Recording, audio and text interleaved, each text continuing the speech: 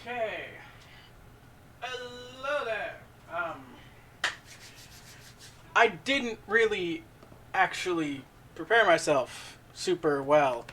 I have not prepared my bill of materials. I am rushing back and forth between my two computers to get this set up.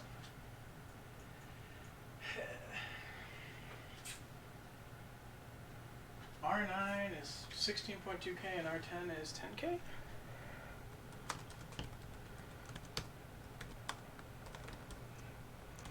Okay, and then R11 and R12 are 4.7K.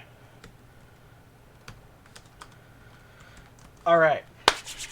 Got everything. I haven't even opened up my JLC bag yet.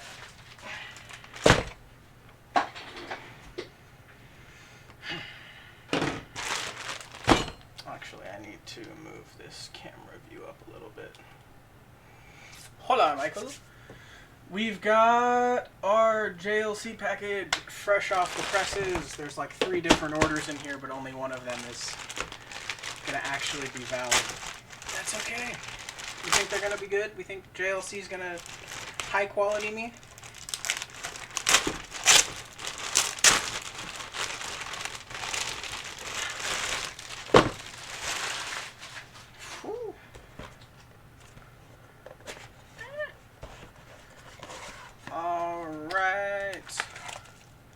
I forget which ones I needed. Y11. This is the good order.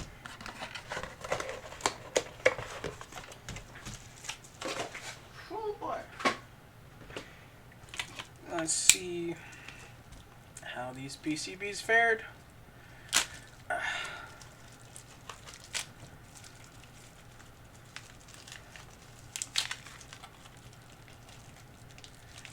No. Wait. Why do these say R6? These are R6. Oh boy. Whew. Freaked myself out there for half a second. Yeah,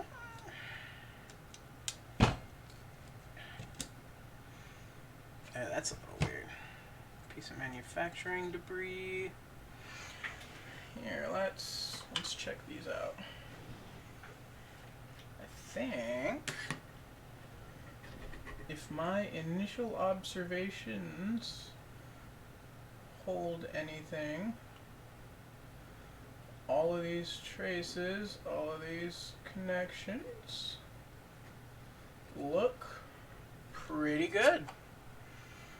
Alright. Good job, JLC. You didn't mess it up. You know what that means? That means it's soldering time. Upon Arsenio's request, and because I really needed to up my game, I have upgraded to a big old box of all of my components, which are not very many at the moment, but that's okay, because they'll be better. Yes, hi baby, I notice you. Okay, got the fuse marks. The switch is good, and my switch is on a different trace than the pyro voltage this time, so there will be no more cases of burning an entire board just because I accidentally short the traces. Alright. Clean out my workspace. Got my solder, got my iron, tip cleaner. Suppose it's time, boys. What should we start with? I've got such a crazy myriad of components on the back. The one with the 72 small one. Yeah. I kind of like it. Well, I would have got the one with all of the small if I didn't have like a bunch of piezos to stick in there, because these weren't really gonna fit. Resistors, you're right. But what about, I have like the teeny tiny buck converters. Speaking of which, those are still in. We are assembling the updated version of the flight computer I made. We've got version 1 here. He still has everything on here because all the sensors still work, but I destroyed the pyro channel, burnt the trace out because I accidentally shorted it. So we made some changes. I modified it so that the switch for the voltage regulators is no longer on the same trace as the pyro, because they were before. So if I burn one of them, I won't end up burning the other, and I'll actually be able to use the board. And I put a fuse in there, so the fuse will blow before the trace does. Because while I am an adamant supporter of using PCB traces as fuses, in truth, that's probably not that good of an idea. Andy, you are probably right. We should probably start with those resistors. Especially seeing as the resistors are everywhere except for the voltage regulator. Alright. So I need... are you even really an electronic boy? I don't know how to say that. If you don't have like 100.5 4.7 kilo ohm resistors. Oh, I'm also going to have to do some real jank. Yes, I'm going to solder a whole breaker into the board. I wish they had some kind of like SMD breaker you could do that with, but they just don't. Maybe Arsenio knows of one. I'll ask him. Alright, got my I2C pull-up resistors here. These are going to be the first boys we solder up. I almost forgot. I need my flux pen. Can't be doing electronics without flux. Also, these are different manufacturers, and I want them both to have the numbers, so you go away. Where's my flux pen? There he is. 100.5. No, I got half a resistor. I accidentally cut one in half. Yep, definitely. Goodbye. You've got to do something right. Okay. Gonna need some juicy flux.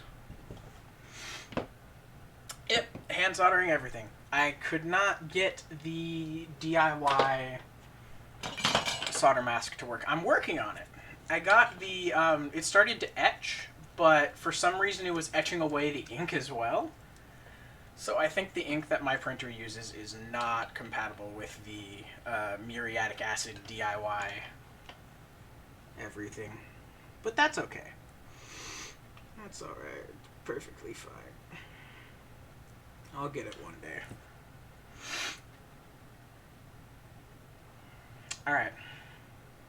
Sister number 1. Oh, I should do this under the microscope, actually. That'd look cool. I'm gonna get my microscope over here.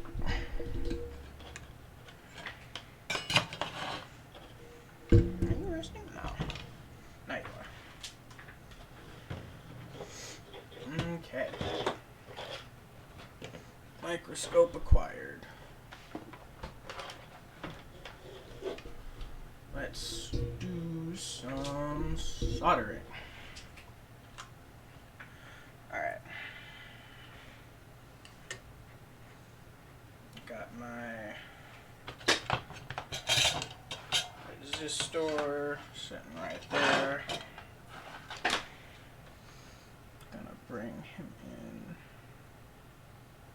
nice and buddy-buddy with that solder pad.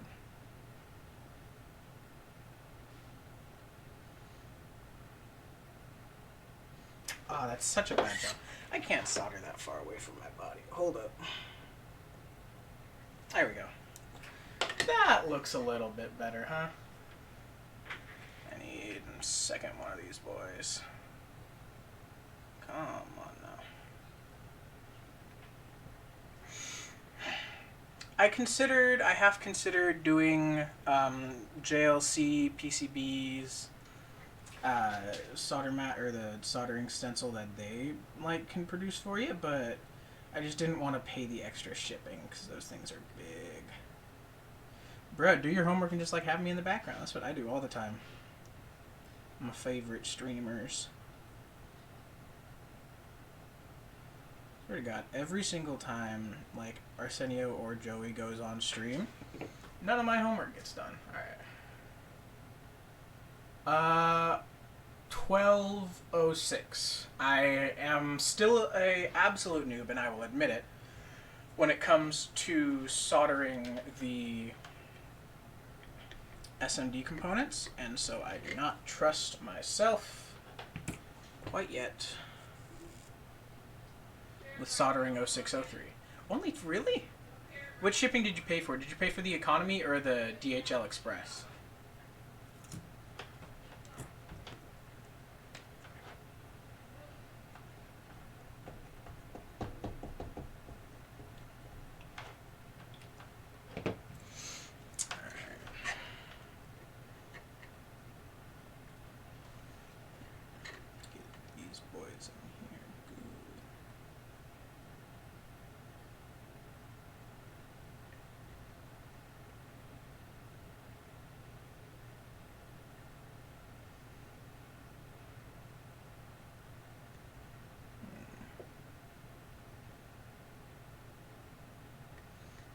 Alright.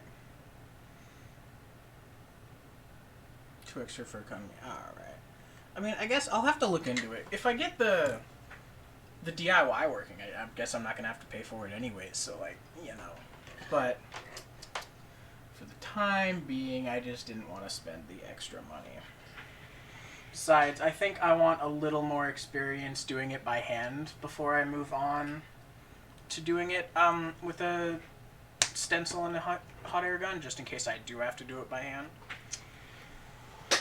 Okay, R3 and R5 are 5.6 ohm resistors.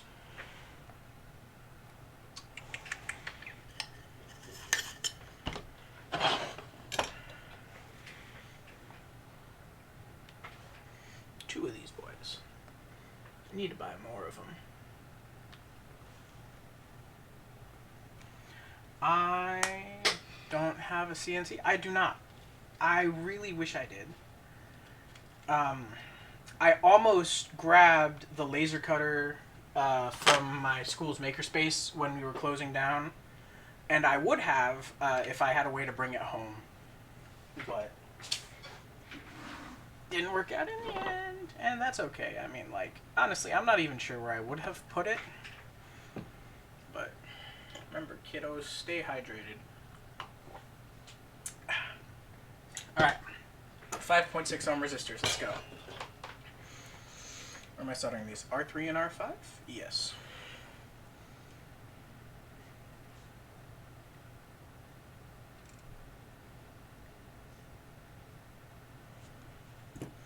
Alright. God, right. They were, when we were closing down, they knew we weren't going to be opening up for a while, because they announced, Los Rios will no longer be holding in-person classes this semester or the summer semester, and we were just like, ah, fuck it. Well, you know, we've got all these cool stuff in the makerspace, and it's just going to sit here, dilapidated, unused for like 8 months unless someone takes them home.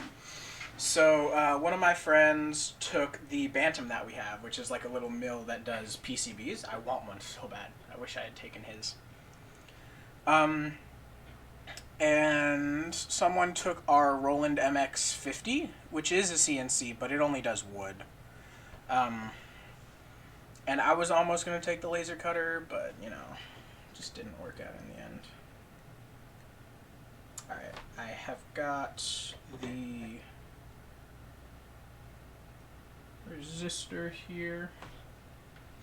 Let's get this. No, come on, I hit it. No, one thing I really do like about SMD soldering is you can really just, these components are so light, you just heat up the solder and they kind of like vacuum the component onto the pad. It's very nice.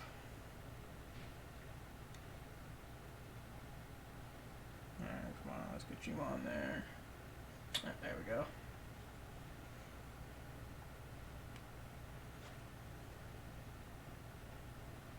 Let's get this guy on there as well.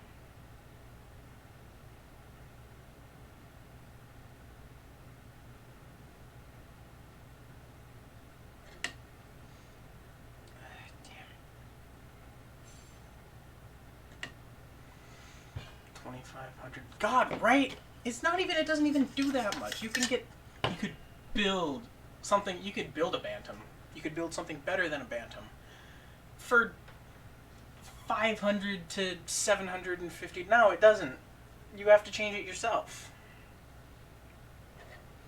It's just, it's such a niche thing too. You can do it with any CNC. I don't know why they think they can charge so much. I mean, I do know why they think they can charge so much, because people keep buying it. And arguably I would buy it too, but it is still overpriced. That doesn't change the fact. Alright. R3 and R5 are installed, but I see a little whisker. Chinesium. Oh, yep, right. Buy a Chinese CNC, swap out the, this flux pen is not wanting to play nice. But I really don't want to get I need to buy some new liquid flux. That's what I gotta do. Okay. R3 and R5 look good. I need next R4. R4, you are 68 ohms. I say as I open the wrong compartment. You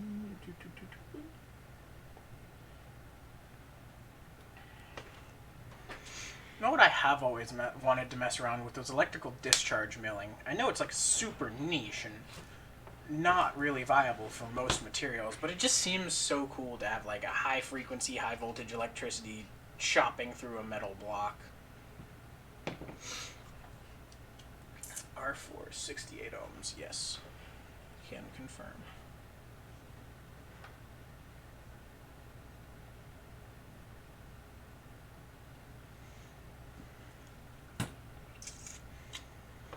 Here's a question for all of you. I don't know how many people are watching. 3 people. How do you go about designing your PCBs? Like, once you've got the schematic, you've got all the values and like the footprints chosen, do you like put all the big components down first? Do you like optimize each part of the board one at a time? Because I mean, I don't claim to be any kind of master, and I definitely need to improve my PCB gang.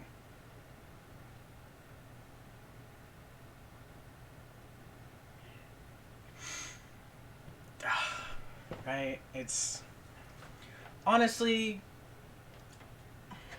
Eddie put it a good way a couple days ago. Eddie said like PCB design and soldering, when it's going well, is oddly therapeutic. This stuff, like when everything's working, it's so much fun. You just make it look nice. Hey, there you go. As long as it looks nice, right? That's not perfectly straight. It's not like it matters, though. I can't even see that. Alright. There is R1 through R5 soldered. What do I have next? R6. Where is R6? Oh, R6 is on this side of the board. Do I want to solder him? No. We'll skip over R6 for now. I'll do that once we get to that part of the assembly. So after R6, I technically have R7 and R8. And these are my chonky power resistor boys. So I guess we're going to pop two of these boys out here. I'm just going to reuse the ones that I used in the last computer that I disassembled in the last stream. But before I do that, I'm going to double check the resistance on these guys. Make sure I did not mess them up at all, because that would be bad. I once met a man who was like in the software engineering, computer engineering field, who said he didn't think it was necessary to have a multimeter.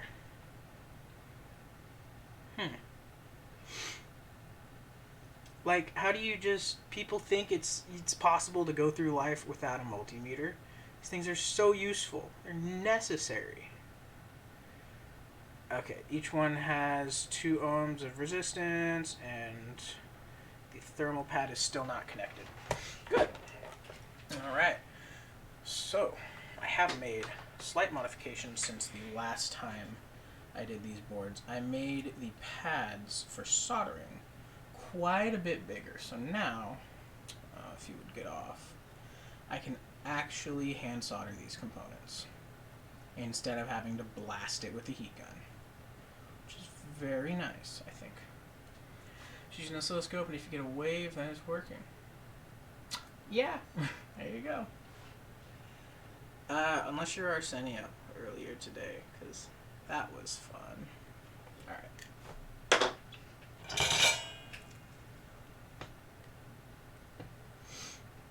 It's gonna be fun. Gotta do the big old thermal pad soldering.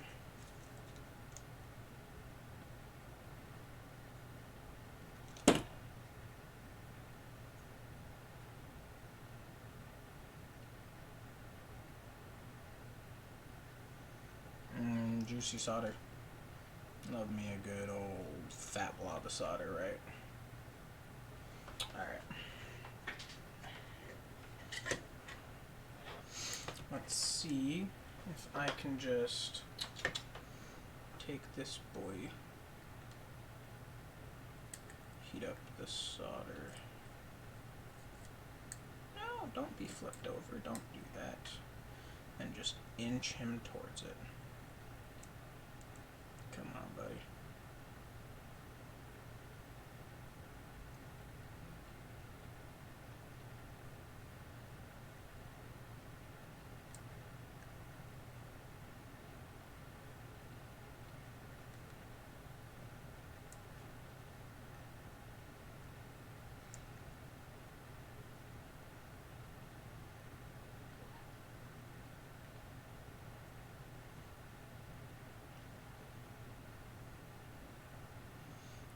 Really don't want to have to do, break out the massive thermal mass. I have a screwdriver tip that is just like loads better when it comes to soldering big fat pads like this, but I really don't want to have to go and break it out. What watt rating? 45 watts. People have already told me, like, you don't need to use these big things, and I'm like, yeah, I know, but they look nice.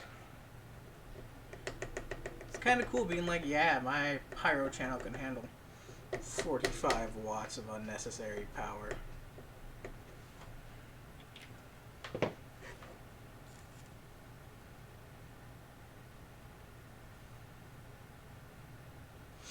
Like, yeah, honestly, future flight computers are probably going to use a much, much lower rated wattage for the current limit resistors on the pyro channels. There we go. Come on, big boy.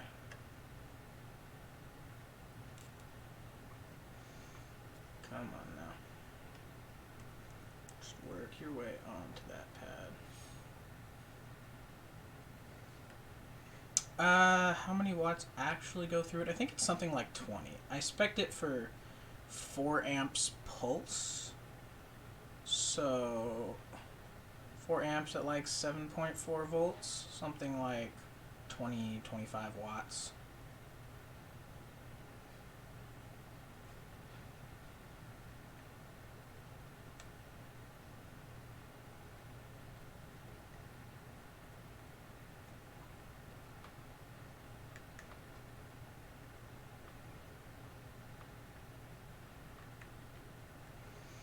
Damn, you know what? I don't actually think this is gonna work. I think I am just gonna have to slather some solder paste on there and blast it with the hot air gun.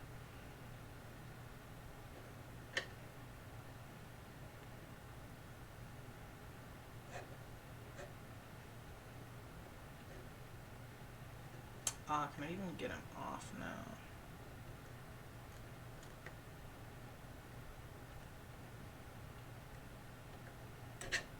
Nah, we're gonna need to hot air this just to get him off. Oof. Alright. Is it hot air gun time? You bet your ass it is.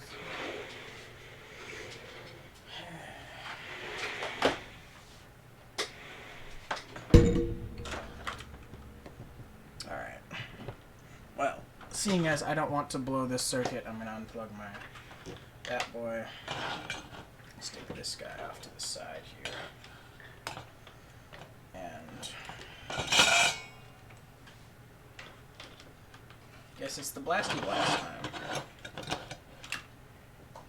time. Heat to maximum. Oh, why aren't you working?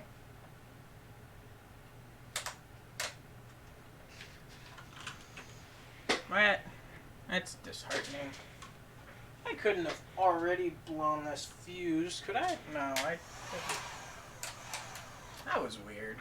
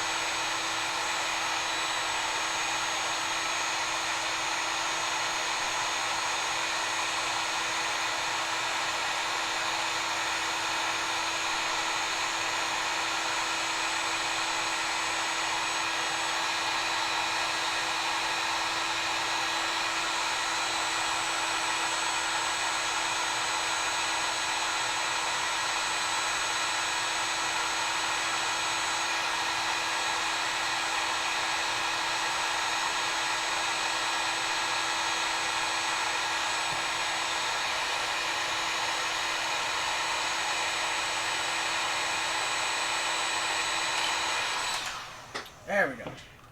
Damn, that's a little bit too much work. Chem, what fuse, or not Chem, you're Andy. Andy, I am using a 5 or 6, I think it is a 6 amp fuse right here on the pyro channel, or the pyro line. So it can handle 3 amps through both pyro channels simultaneously. Why did I need that? I couldn't actually tell you. Still couldn't tell you, to this day. That's alright. Okay. Well then, I think what I'm gonna do is break out the solder paste, stick some of this stuff right in there. Oh, I forgot the plunger. That's probably important.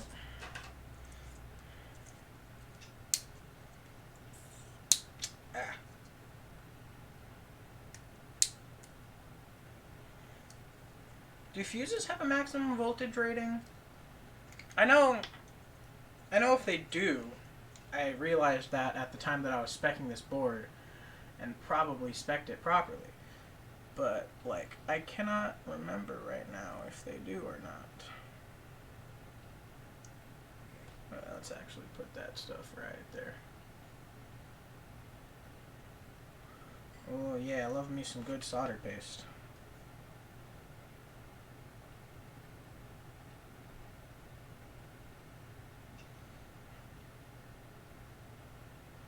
Check Discord. Oh, what about Discord? Kind of big. Oh my god, what is that boy? 6 amps, 48 volts. It's an SMD circuit breaker. You're kidding me. Damn. I didn't know they made those. That's kind of cool. Alright, you know what? I might use that one day for something. I just don't quite know for what. My board's still hot, so all of my solder paste is turned into a liquid. No. Oh, that's okay. Not like I care, you're all about to be molten anyways.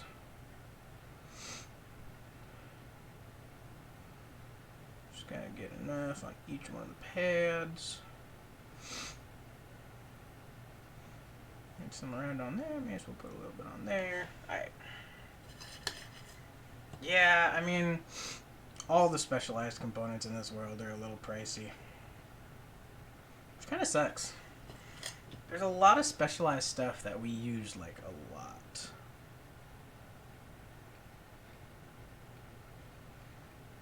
Or, like, we would use a lot if we could afford it, you know?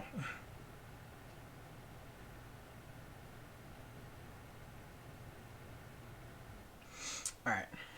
Let's get our melties on.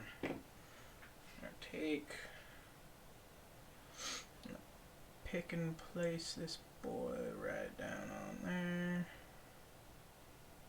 Seems pretty good. Pick and place this boy right down on there.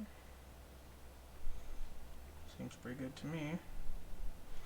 Looks like those are both aligned.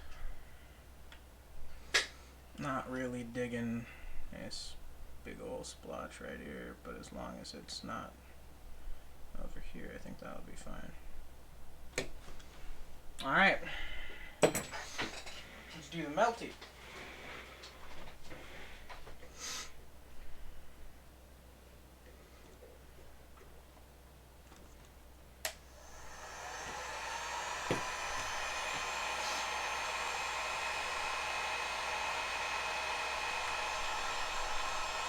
And first, heat up the rest of this board just a little bit.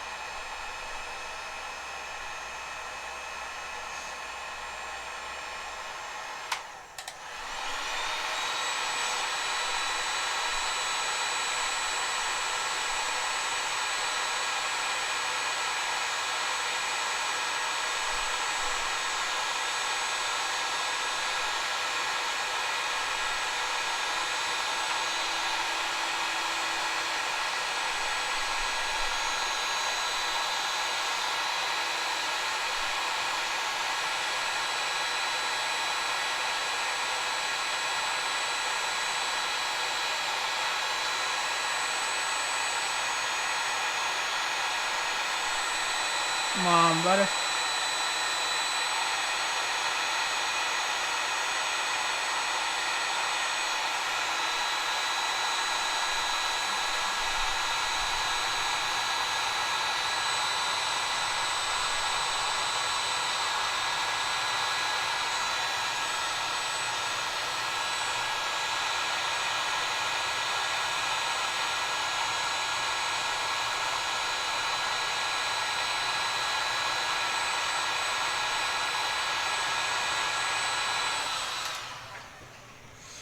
Alrighty. You know what? I would say those look sufficiently melted.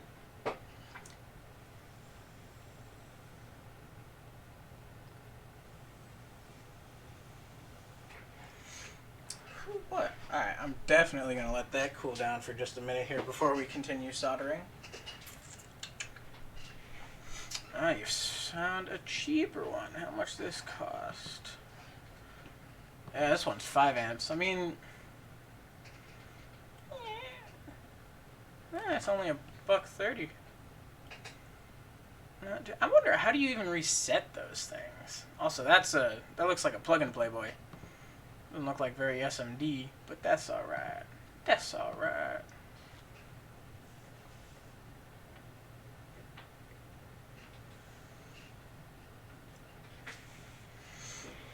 I'm gonna make sure this boy ain't warping.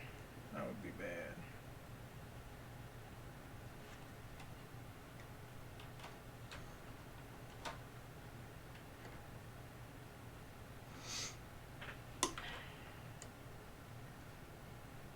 To reset it, you push, so it's just like a GFCI, but circuit breaker.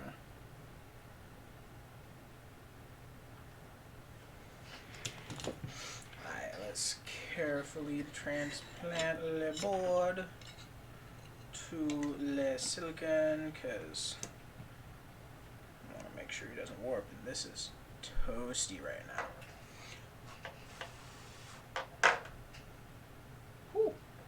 Alright.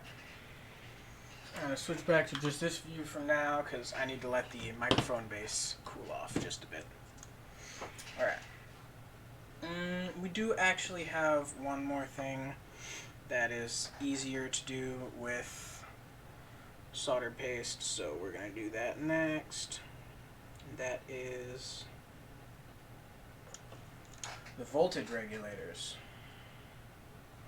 The fun bits. The teensy boys. Teensy. Tiny boys. Ooh.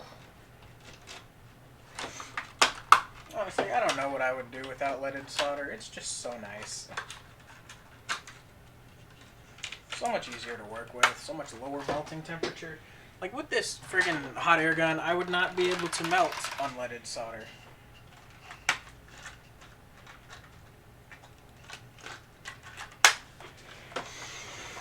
Speaking of leaded, definitely want to wipe this stuff up with my waste rag. Alright, let's get some of this solder paste over to the other side.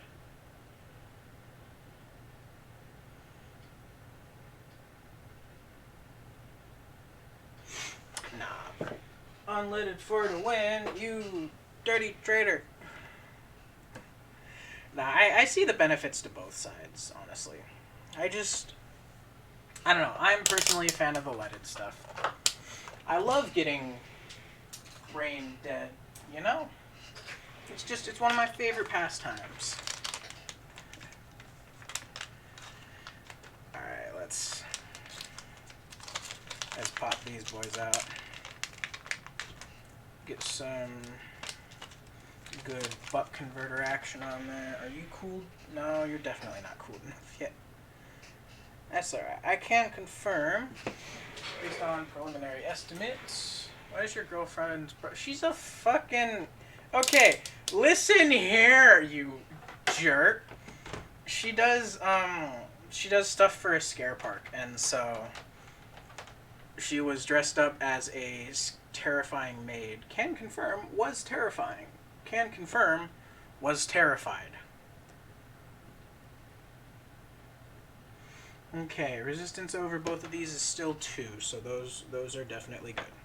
And the board does not look like it has warped. Maybe a tiny bit, but like that's okay. Means I didn't accidentally bridge anything. Hey. Okay. So I'm gonna see if I can solder these without the use of solder paste today. A maid with a beard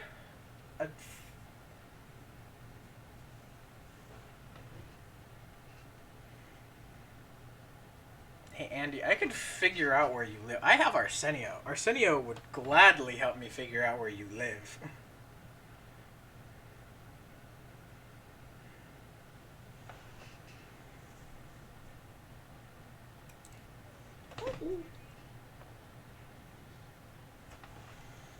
Alright, where's pin 1?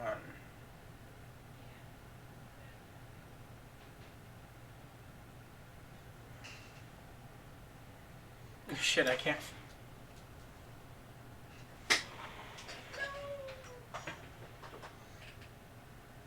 The worst thing that can happen, dropping a tiny IC on the ground. No. That's okay. I have more. Okay. I am not quite sure which one of these is pin 1. It's upside down right now, I know.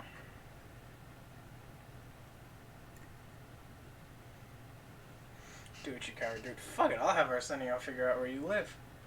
I'm gonna come to your house and spill all your beans. Your beans will be spilled. How do you feel about that?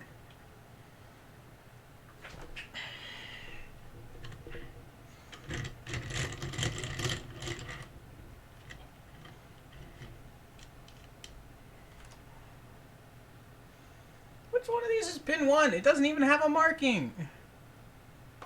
Oh no, it does. It's just a tiny little... Look at that marking. The marking for pin 1. It's like so faint right there. Ugh. Okay. This is going to be voltage reg 1. You know what? I have never learned how to do drag soldering. Drag soldering seems very useful. Joke's on you. I don't own beans. That's blasphemous. How do you not own beans?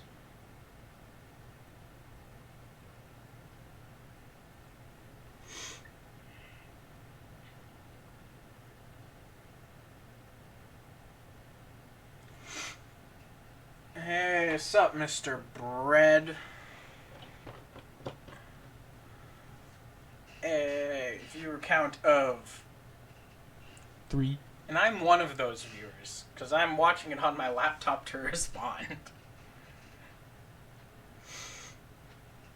Hey, 3 concurrent viewers is better than my last stream, though. Last stream I only had 2. Actually, this stream I think I had like 5 at one time. It was impressive. I was impressed with myself. Anyways.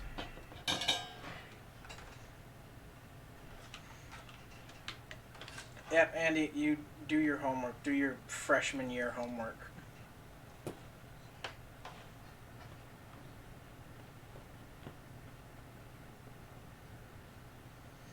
Man, this thing does not like staying plugged in.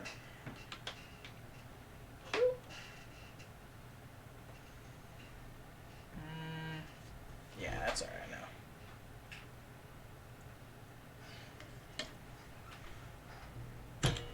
Need to zoom back out.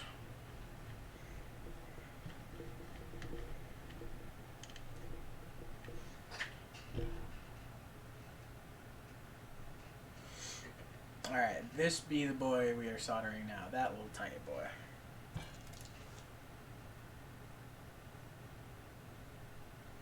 Gotta wait for my soldering tip to heat up.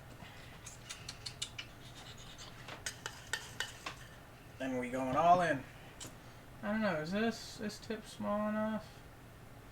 Yeah, that tip's small enough to do the melty.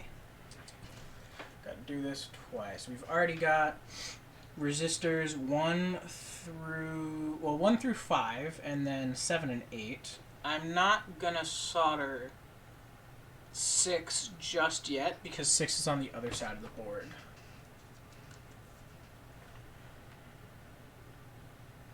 Alright, we have achieved the melty melt. Now solder 1. Oops. Nope, bad. Solder 1 pin. Just 1 pin, just barely enough to keep it on there. And 2 pin. Alright, and we've reached a start. Now we solder, get this in view. pin number 3. Pin number 4. Well, not technically that's pin 1, but that's okay. We love a man who can't count. There's those 3 soldered. I am now the only person watching my stream. Yay!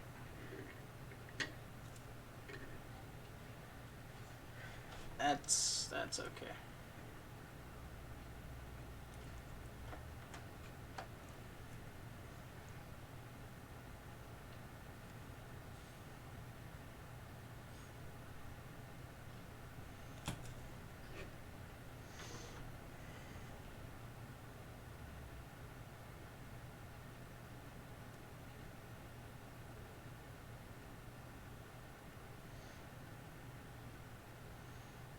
Okay, that looks pretty poggers. I'm gonna reflow it with a little bit of flux just to get it nice, but other than that, looks pog.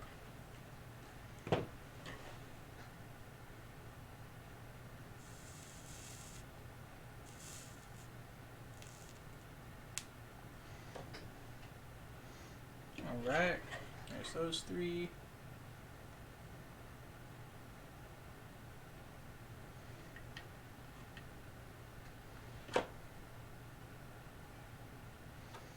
And there's those 3 pins. It's not perfectly centered, but there is voltage regulator 1 soldered to the board.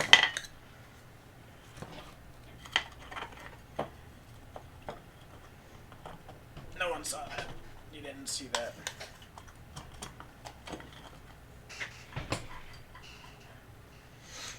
Alright. I gotta grab a second voltage reg now. A brand spanking new one.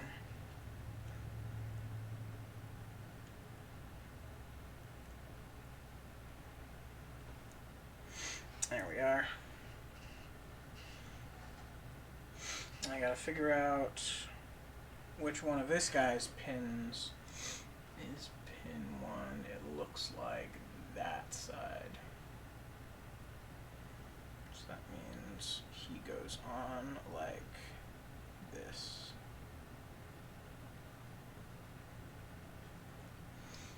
Yeah, yep, that looks aligned.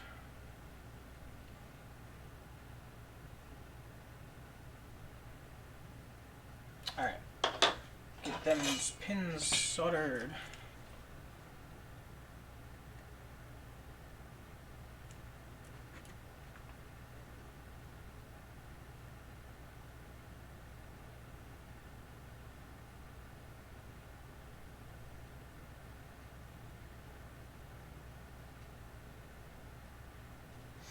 Eee, those are spiky.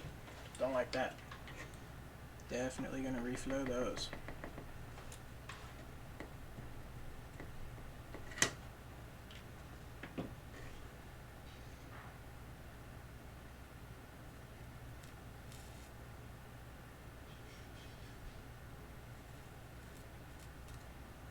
Ah. No. Bad bridge. Don't do that. Time to eat, people. Time to eat. Alright. That looks connected. Let's get them on this side.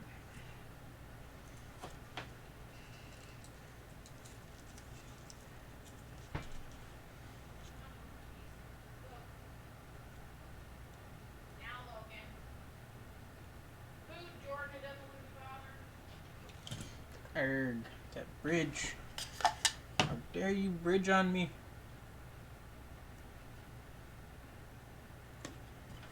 Okay.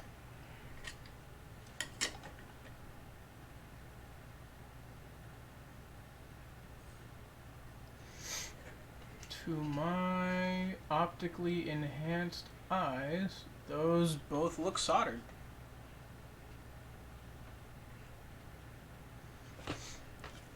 VR1 pin 1 looks like you could use a little bit more though, so.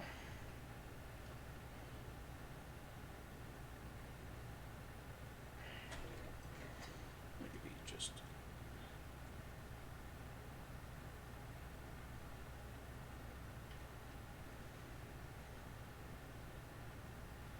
Alright. That looks good. Sweet. Alright. Off to consume some food temporarily, and then the stream will continue. We will install the rest of these components, these two resistors over here, and then plop over and do all the wonderful through holes. Alright. Return in approximately 15 minutes, likely. See you then.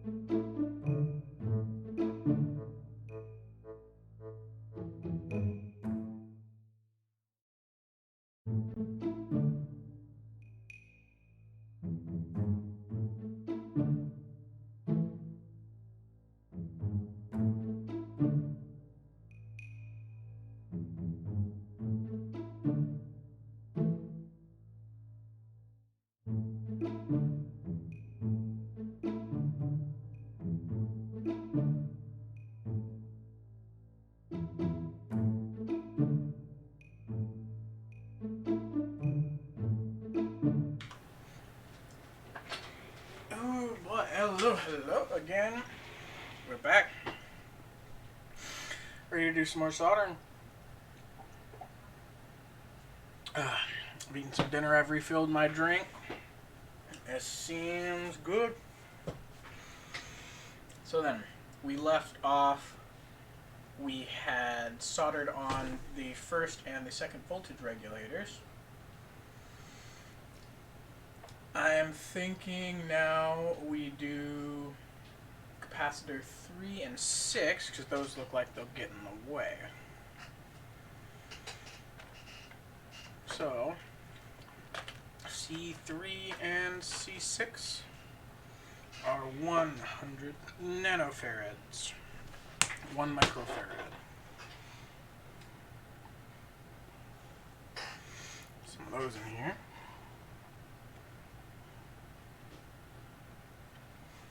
Also got the AC running, so it's nice and chill in here. Yeah. Got these two 100 nanofarad. Oh, sorry, these boys in here. And start. What are these? C3? Yeah, C3 and C6.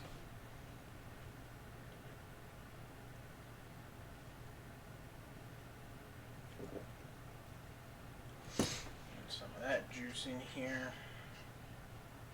Ow. Alright.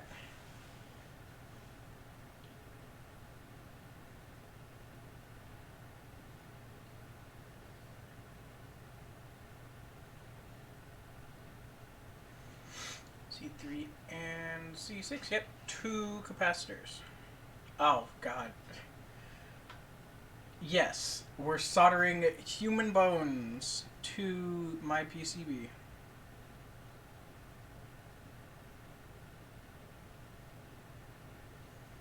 It's for added flavor, you know? Sometimes you want your PCB to taste better. So you mix some human bones in there. Am I the only one who does this? Like, you know, it seems pretty normal to me. Do anything other than what you're good at? That's what you do in your job. You don't do 800 different things. Okay. Those look good there. Now let's get C1 and C4. Brayden, how many different vertebrae does a normal human body have? Is it the same between all people? I don't know these things.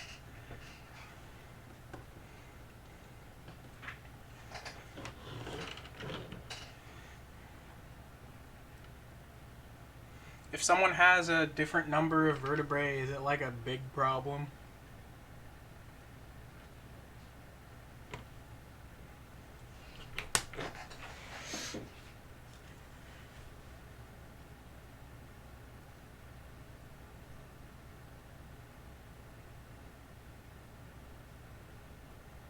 Just go down onto the pad. There we go. Took a minute.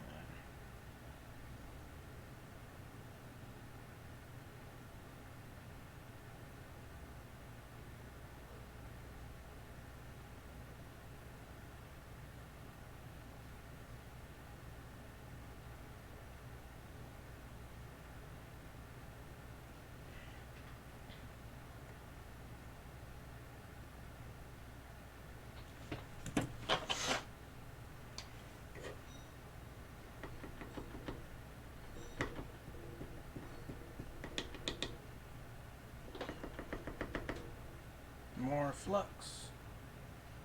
Pen.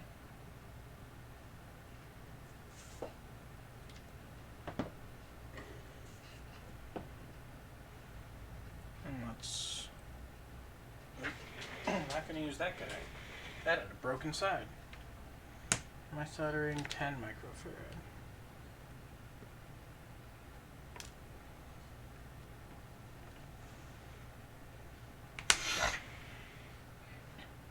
So yeah, Brayden, I don't know if you're still there or if you heard my question, but like, what's the normal number of vertebrae for a human to have, and how big of it is a problem if they don't have that number?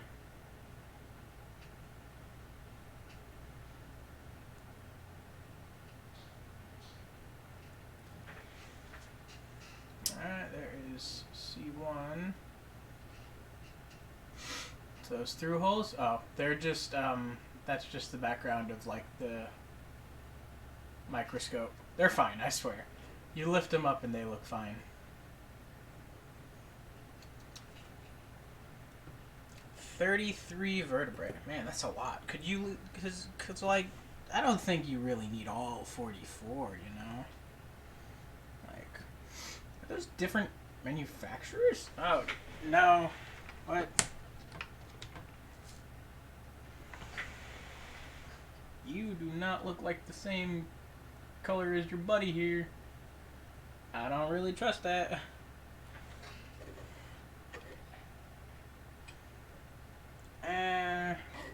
On second thought, they do look pretty similar. If they don't have the right amount of vertebrae, you're pretty much just shorter. Cool, so could I take a couple?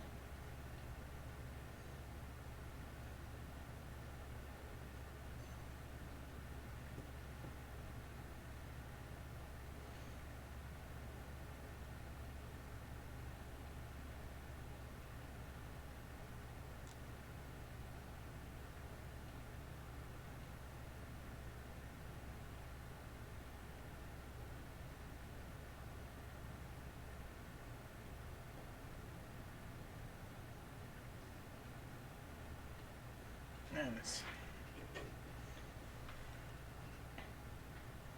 This iron keeps losing heat.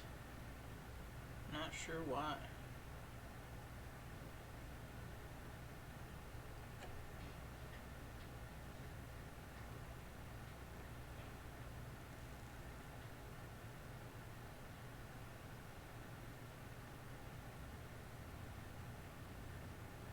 There we go. That took a while, but C4 is successfully soldered. I don't know why those look like different colors.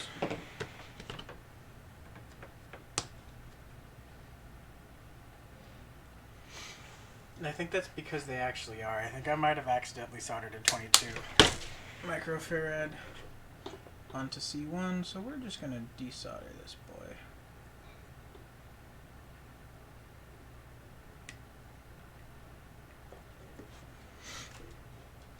Just get a stencil. Shush. Shush your face. It's not even the problem here. Hey, oh god, it's Wakefield. Hi, Wakefield.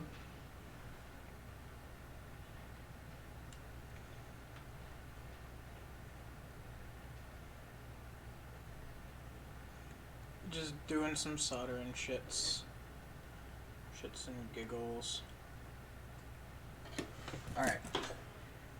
So now that I've unsoldered the bad component, I can get one that's... I need more flux. This is Rosen core, don't worry. It's just my freaking... My iron here just keeps losing heat. I don't understand it.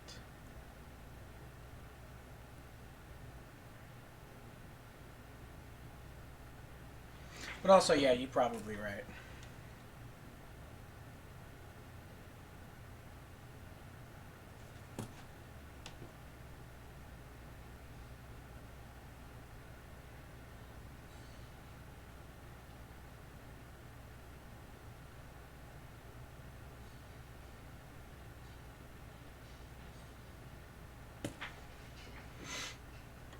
Rosen core doesn't cut it. How dare you? Alright, it ain't pretty, but it's on.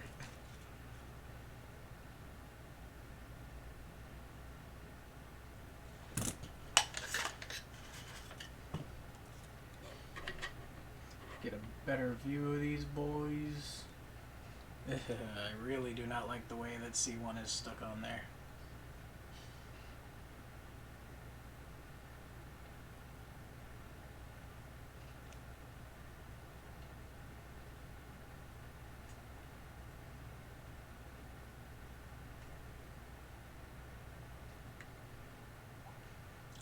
No, you know what it is? These pads are on a big old ground plane. They're going to take a while to heat.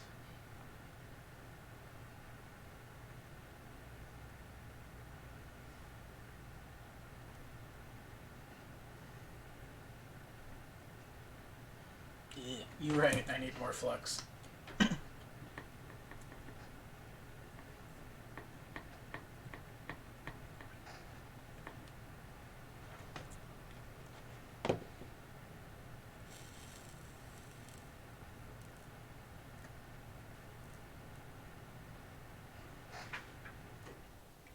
That looks mostly soldered.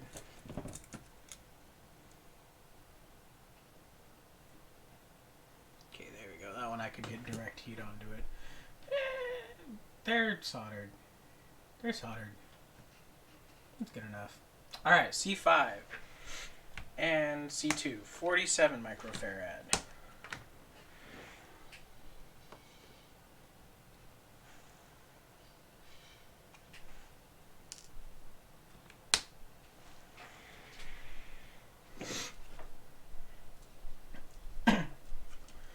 Gotta say, I do love buck converters, even though they are an absolute pain to spec, and an even more so pain to solder.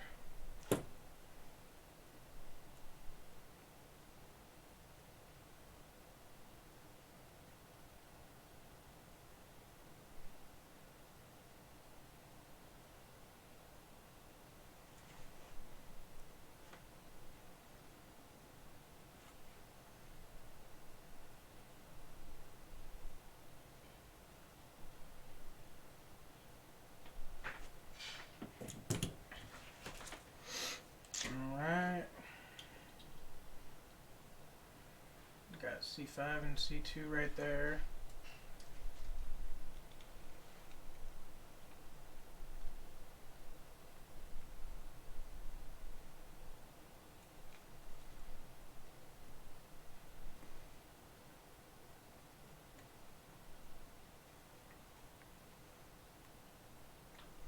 Friggin' ground planes.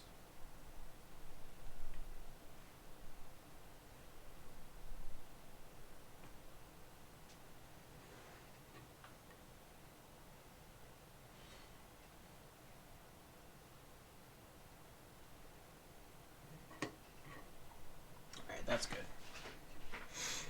There we go. Those are, other than I need to reflow this joint here because he got cold and cold solder joint bad.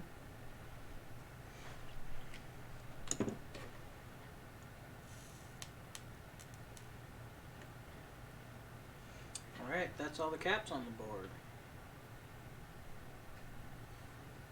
I still don't trust this is still not.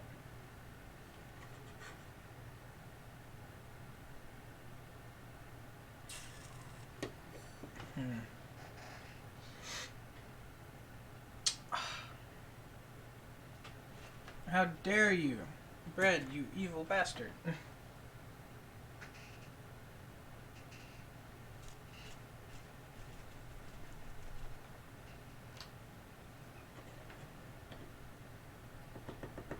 You realize my viewers are like you and Kem right now, right?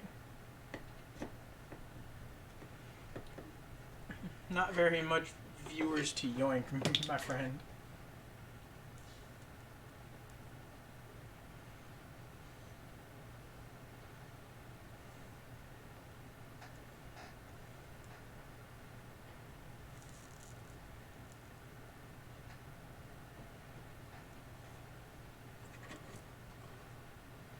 Alright, those look soldered. Cool. Alright, let's get some thick boy inductors now.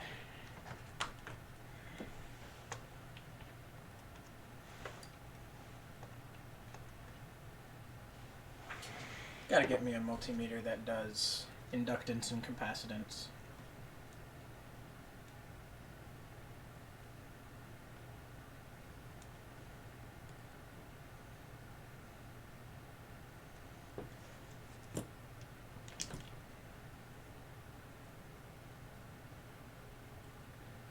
Alright.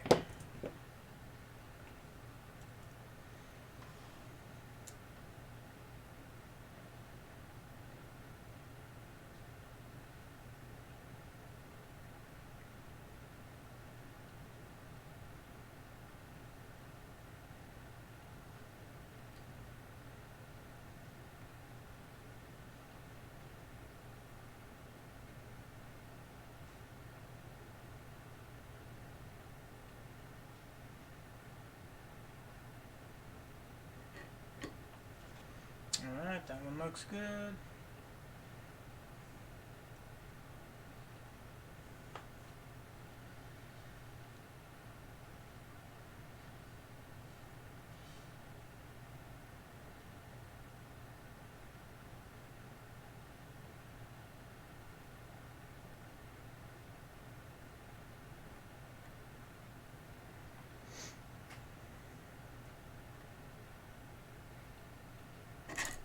Oop, that did not go so well.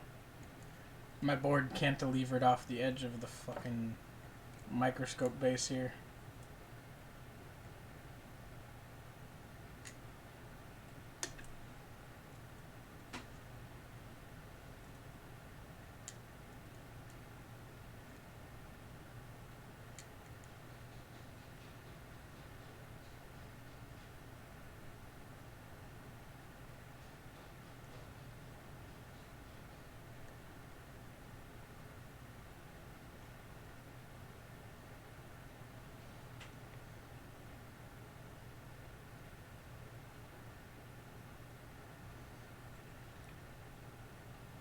There we go, that's a good way to get them down.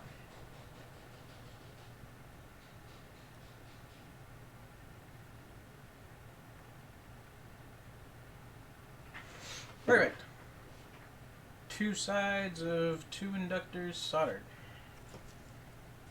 Well, 1 side of 2 inductors.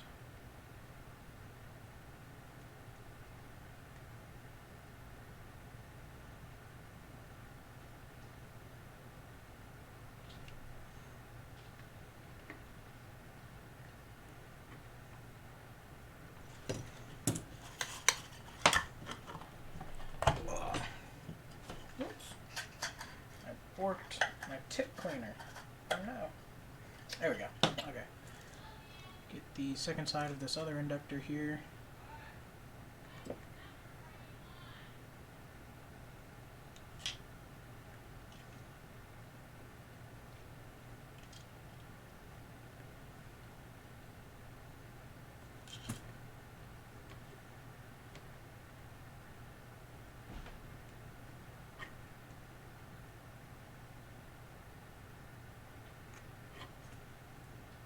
Those look good to me.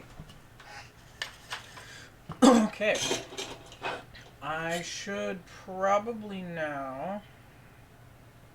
In fact, what I'm going to do now is I'm going to stick a battery on this puppy. And then check for 5 volts. Battery 1, you will charge. Gotta say, these little batteries, they're Turingy, like 500 milliamps. Amazing little batteries for TVC stuff. Okay. So the connection here is not gonna be great.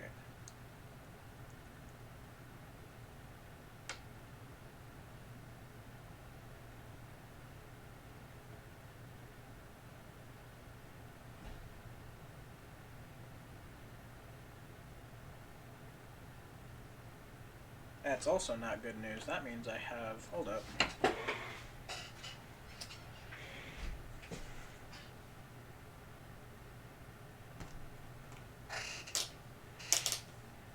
I think I have a short somewhere.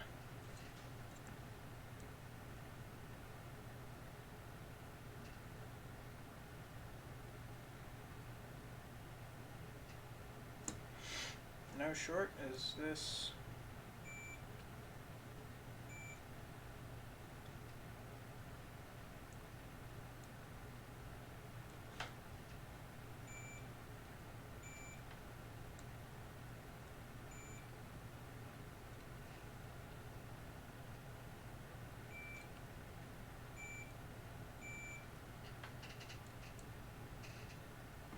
No short. All right.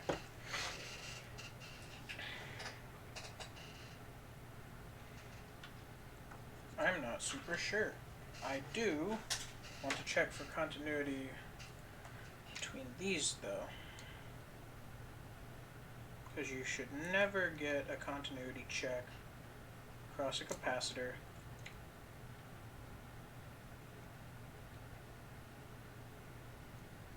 Because capacitors don't like DC. Inductors should definitely have a thing though. Alright. Guess no short, so I guess we will check for 5 volts.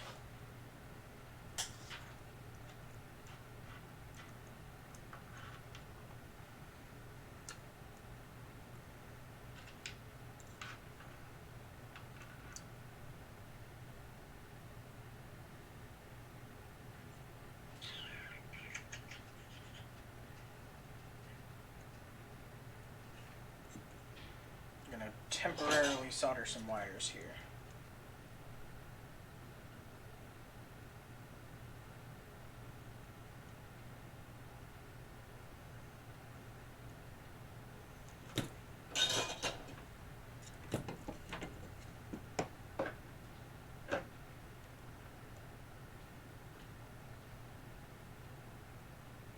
There should be no heat anywhere.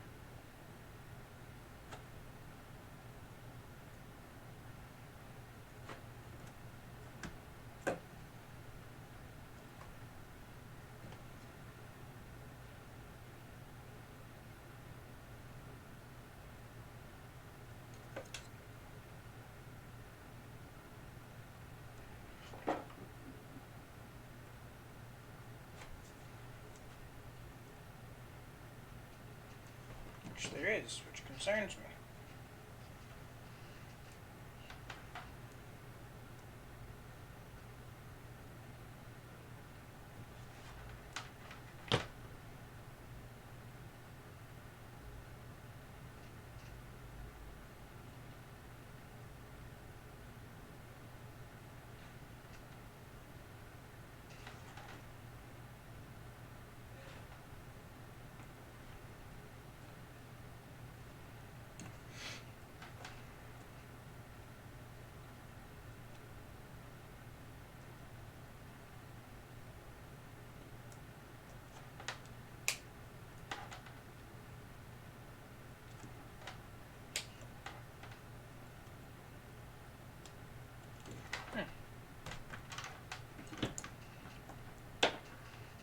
This is interesting. I can't get a voltage measurement across this battery.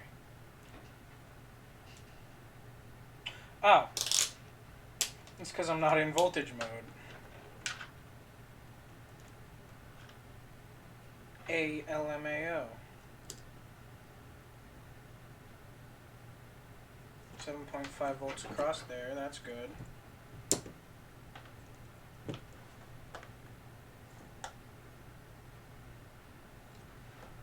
I think that heat might have just been residual from the solder. So using U as a reference, I have 7.5 volts there, 7.5 volts there, and then on the output line, 5 volts. Good, I have 5 volts on rail 1, and a clean 5 volts on rail 2. Perfect.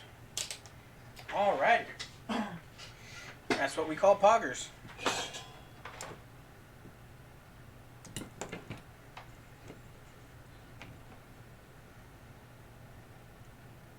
I was worried I was going to have to solder in a switch here to actually be able to test it. But I guess the floating voltage on the enable line was just enough to turn it on. Which isn't good. It's not great. But, you know, it's also not terrible. Alright. Let's solder some MOSFETs on the back here. Actually, no. Let's do R10 and R9. R9 is 16.2 kilo ohms. And then R10 here is going to be 10 kilo ohms. So this is for the voltage divider. This will let me measure the battery voltage in flight, because that seems like a cool thing to be able to do.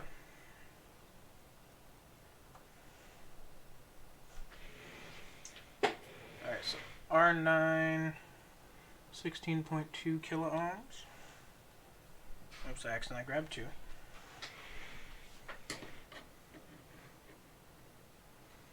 Got that just going right into like A2, which is one of the analog pins. I don't remember which one exactly.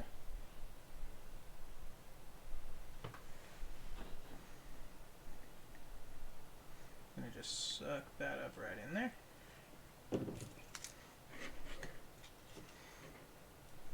Pull out a little bit more solder on this side. Perfect. Then we get some solder on the R10 pad. And then R10 is a 10 kilo ohm.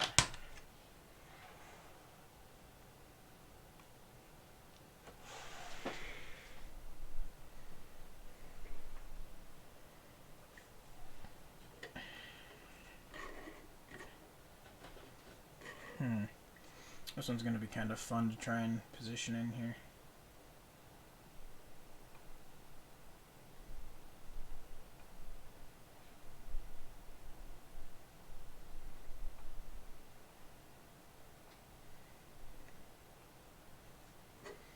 Alright, there we go.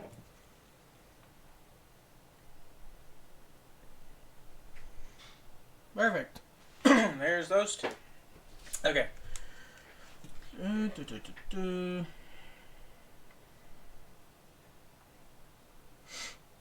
I need to jank, somehow, I need to jank a resistor across those pins down for these two MOSFETs. Because I forgot drain resistors, so I have to somehow jank a resistor across those pins. It's got to be 4.7 kilo ohms. But I think I'll actually install the MOSFET first, because then I don't botch the pins to a point where I can't even solder to them.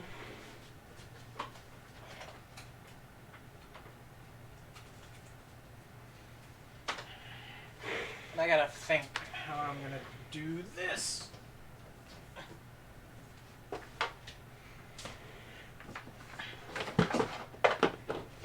Because I could also solder it. I'm gonna have to scrape the ground plane if I solder it on the other side. But I could bring them over and do it on the other side.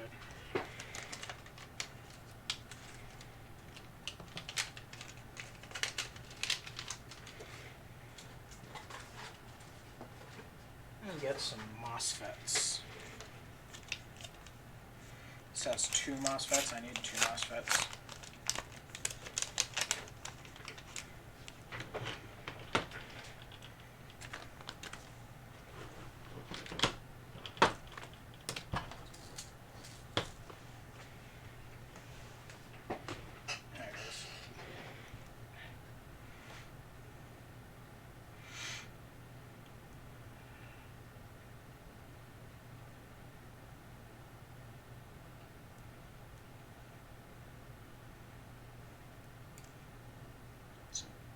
Teensy weensy little MOSFETs here. 3.3 volt logic level MOSFETs, because only the best.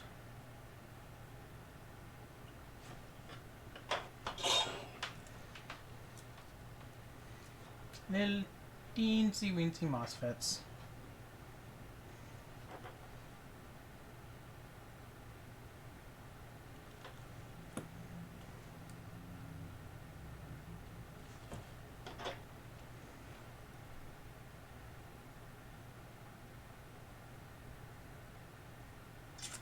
Man, don't do that. Don't jump away from me.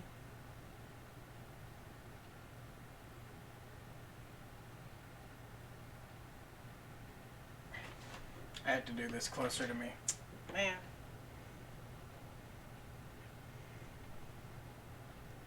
Why won't you just play nice?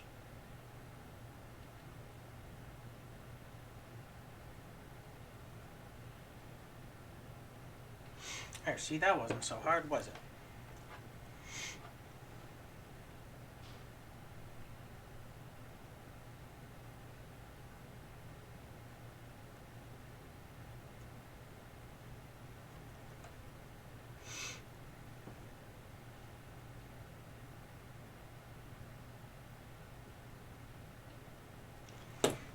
There we go. MOSFET soldered. He's not pretty, but board's gonna get cleaned off later anyway, so it don't matter. Alright, MOSFET number 2.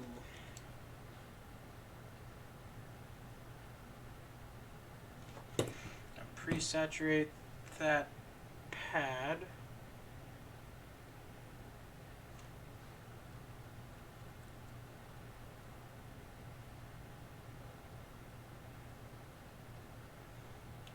Move them in there.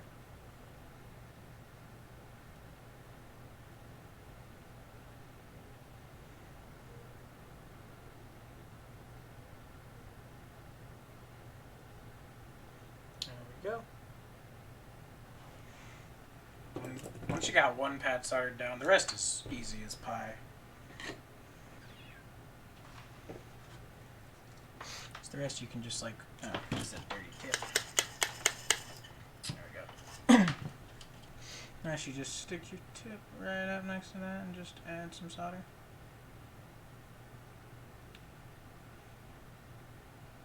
And boom, soldered. Because it's that little teeny tiny piece of metal in there. That's the pin. You gotta catch them in the solder blob.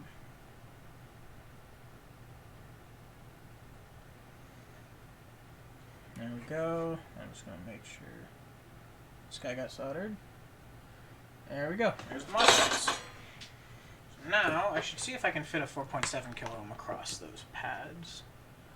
Because that'll save me a lot of time later on.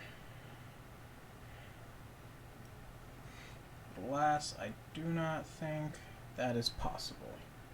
Because it would have to fit like that. And those are just a little bit too close, methinks. But that's not too bad. I have another solution for that later on. Alright. That is everything on this side of the PCB. So now we're going to move on to this side. And there's really only two surface mount components on this side. There's R6, which is 1 kilo ohm, and then there is an LED. An RGB LED. It's a really nice bright one. We've already soldered all the current limiting resistors for the RGB LED, and then this resistor is just a parallel resistor with the piezoelectric buzzer I have. Make sure it doesn't pull too much power just by itself. Usually, that's not something you want to have to deal with. I will never again buy Chip Quick frickin' solder flux. Their no clean liquid pen stuff is just terrible. It pops, it spatters, it's hard to get out of the pen. It barely even works. Like, look at that. That's with flux application. Look at that spike there.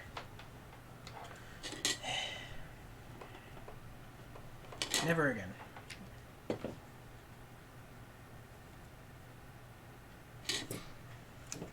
Need better brand recommendations, if anyone's got them.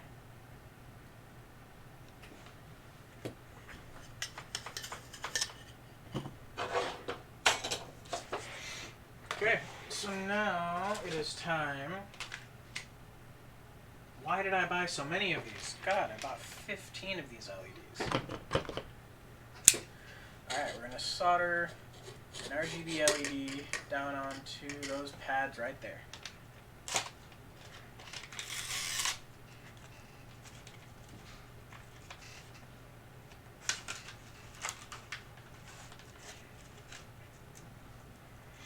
And I'm hoping I don't have to go and paste solder these, but I think I just might have to, just because of how small these pads are.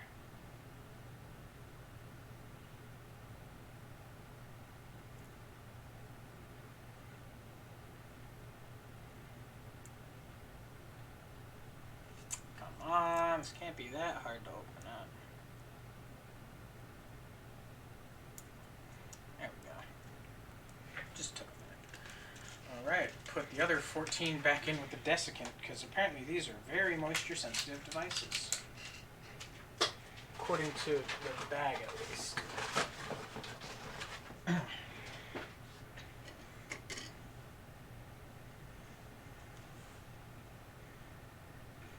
Let's get this.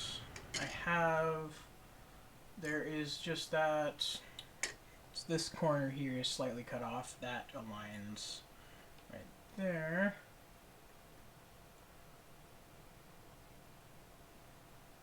Do I think I can hand solder that? Not underneath the microscope, that's for sure.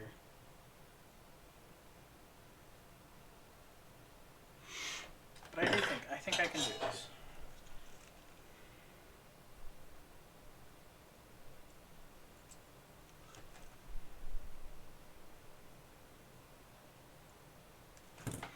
After all, you only got to get one pin, right?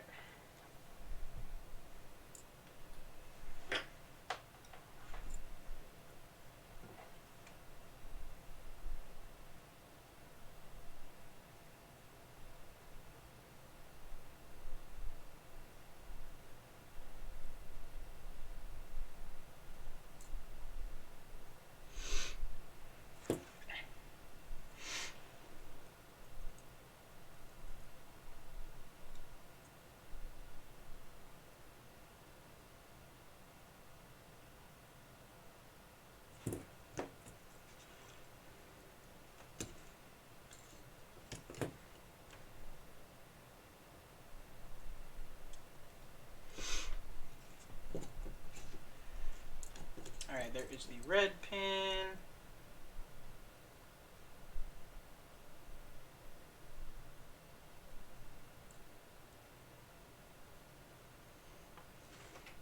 Actually, no, I think that was the red pin. I think the first one I soldered is the blue or the green.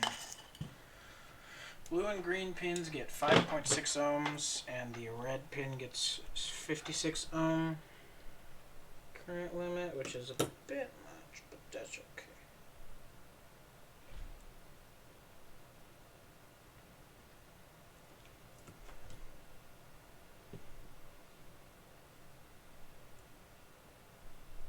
Uh-oh. I think I breached those by accident.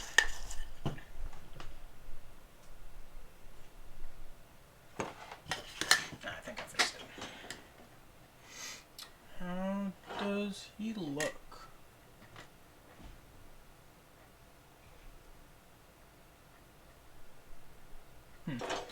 Suppose I can test it. I know for a fact that the continuity test mode of my multimeter here puts out just enough current to light each one. So I know those are good. I should check in the back here if each one of these pads lights it up. Blue.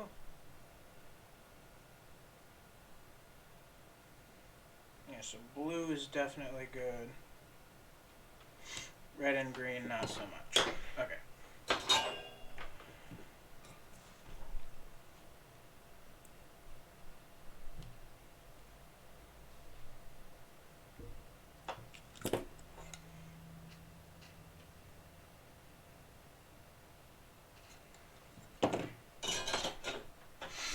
Let's try it now.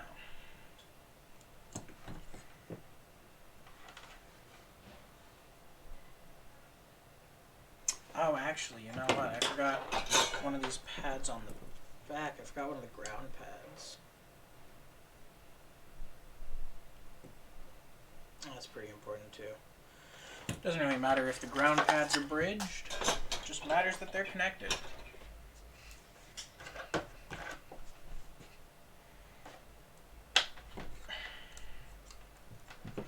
Alright, so let's get that there.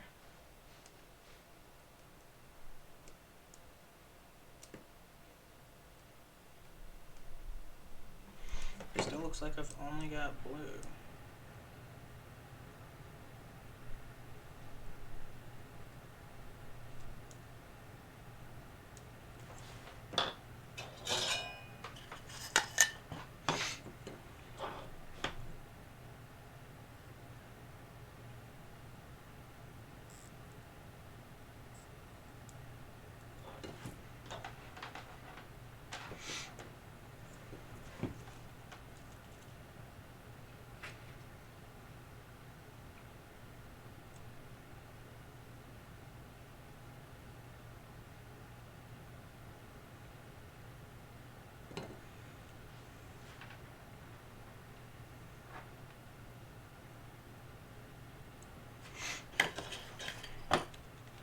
Alright, we getting there.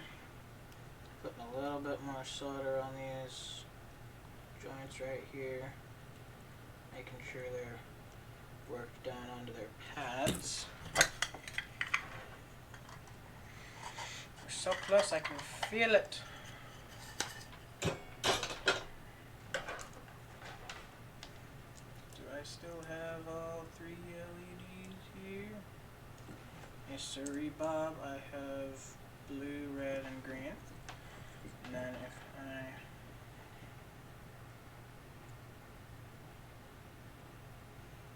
I do have green. And I do have red. Alright, that is successfully soldered. And those are such a pain to get on there. But that seems good. And that means that's all of the SMD, which means do not need that anymore. Now it's just a bunch of through-hole components.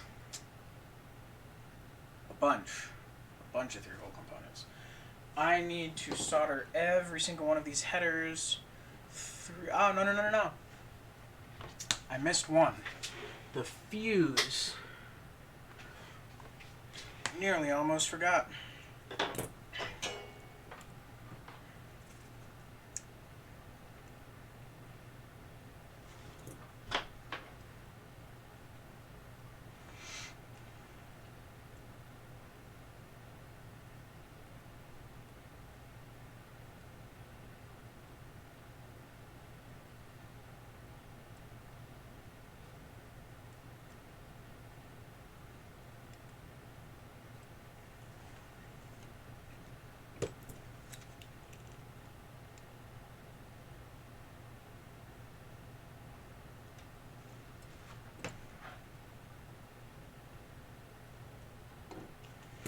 Okay, there we go. Fuse is in. And I actually also still have to jank.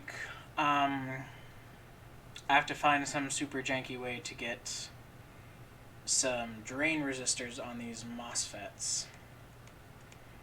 Which is either going to be scraping the... I think I'm actually going to do it down here. I just need to scrape off a little bit of the solder mask and solder a resistor to it.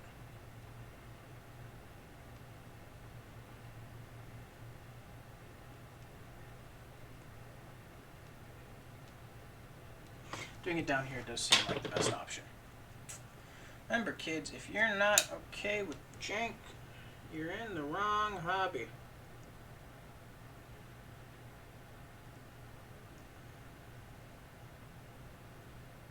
Alright, so I've got a makeshift pad there.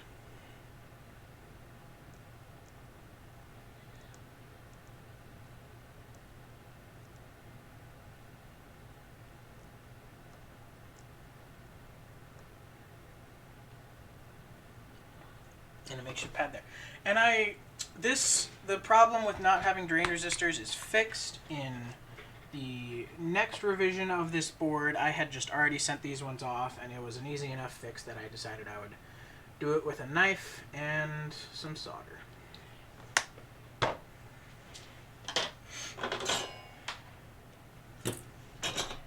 Alright, first things first, I'm going to make sure these fit where they're supposed to. Now that pad needs to be a little bit bigger. Same with that guy.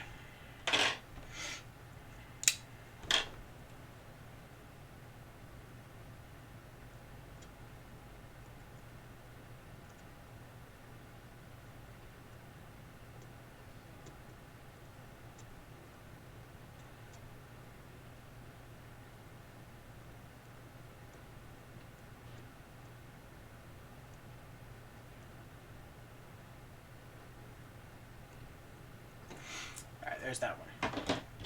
Do you believe now a 1206 will fit? Yes, nicely. Okay. Get some solder down on there.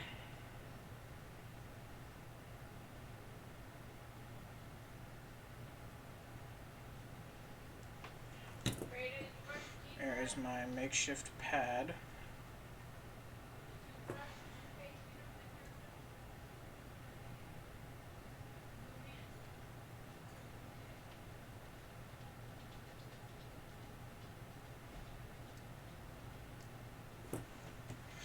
Actually, I might have put a little bit too much down there.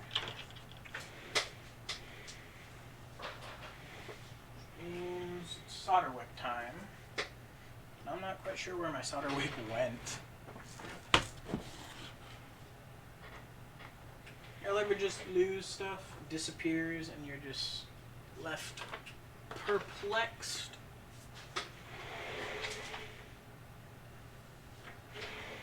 No, just me? Alright. Guess not. Alright. Looks like I'm just gonna... Oh, yeah, it's back there. There we go. Alright, we're gonna wick a little bit of this up because I don't need so much here. Just soldering a resistor down after all.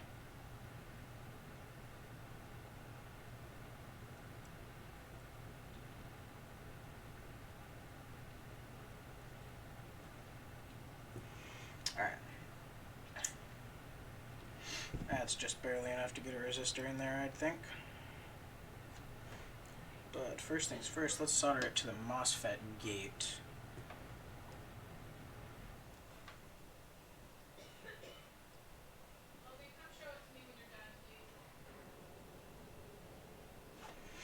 because that's what this is for. This is for a MOSFET gate drain resistor.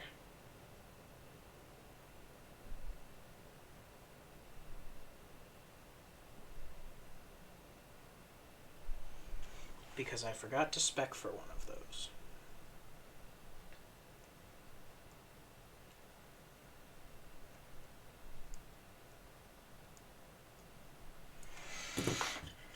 Okay, that seems good. We're going to check the continuity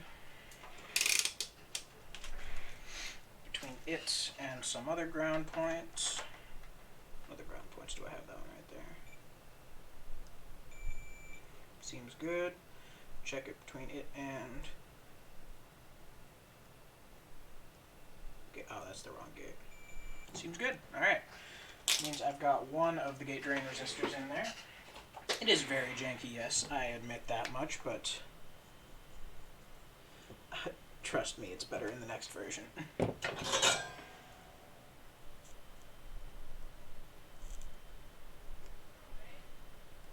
Okay. So now we're going to have to figure out a way to fit the other one. Same place. Well, not the same place, but same concept. I've got somewhat of a pad already here.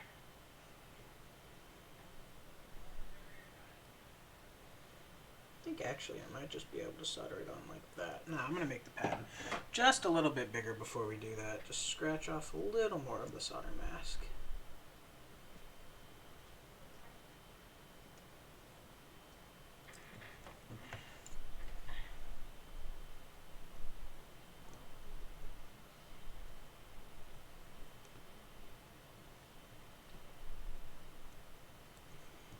There we go. Alright. I'm going to get this 4.7 kilo ohm resistor in here. Put him down right about where I think he's going to fit.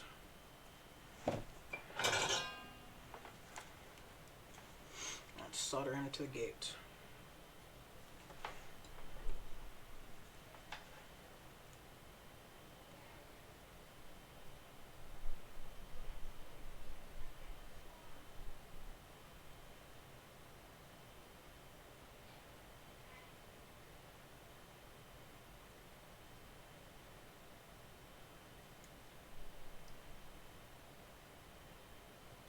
The initial joint doesn't have to be perfect, just has to be enough to get the other side soldered down to the ground plane.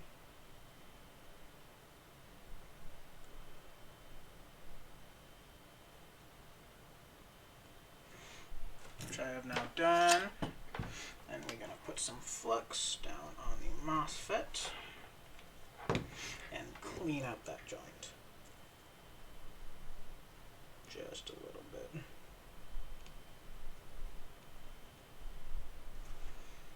Okay, more flux. That was not enough.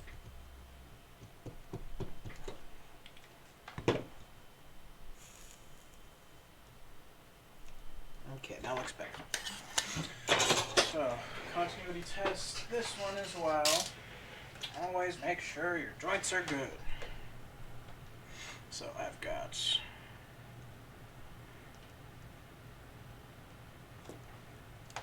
ground plane right there. Disconnected. And then gate right there. It is connected. Alright. There are two absolutely janked in there.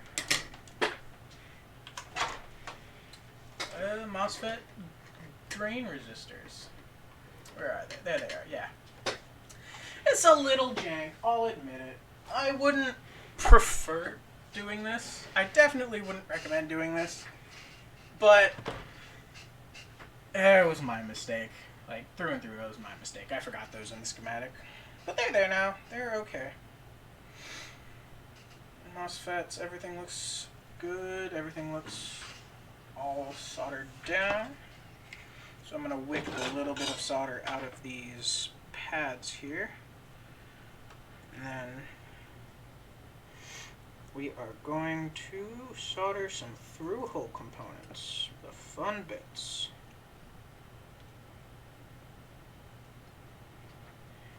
I think we'll start with the headers, because that seems like a good place to start. So we'll actually start with the teensy headers, which are, I forget, and I don't really want to count right now. It's some weird number of pins that you can't just like straight up buy for, so you have to just take the big old 20 pins and snip them down to size. Kind of saddening, but you know, you can use the clippings to make the rest of them, so it's not all bad. Alright. Good way to do that. Just take your pin header, lay it down, position your snips one after where you need to cut, and just snip yourself a good pair of female headers. And they're never going to be perfect, so don't spend too much time trying to get them. Definitely clean up the excess a little bit, but they'll never be perfect, so don't worry. And then make sure I've actually got the right number of pins here. I've messed that up a couple times. Perfect. So now we're going to snip the other side the exact same length, because I need 2 pairs of headers for the teensy.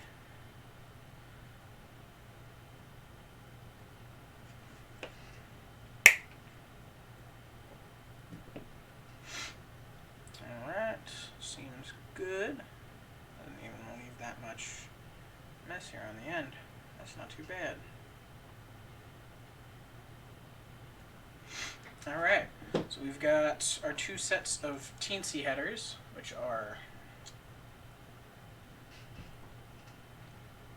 I think they're like 13 pins maybe, I don't know. It's definitely not 20. Maybe they're like 23. Anyways, now we are going to cut this 9-pin header, which is the other side of the LSM9DS1 that I'm using. It has a 9-pin header for interrupts. I'm not yet using the interrupts, but I have the header soldered here in case 1, I ever want to, and 2, it provides a decent amount of support for the sensor itself, and you don't really want your accelerometer to be jiggling around. Ooh, snappy boy. So it's definitely a good idea to support it. I was either going to stick some 3M tape under it, 3D print a little like support piece, or just use the pins, and the pins just seemed like the easiest way to go. Least extra stuff to do.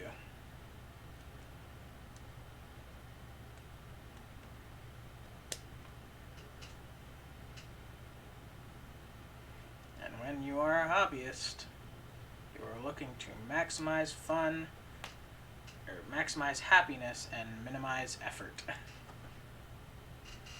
Leave the effort to the big companies who actually try and do this stuff for, like, living.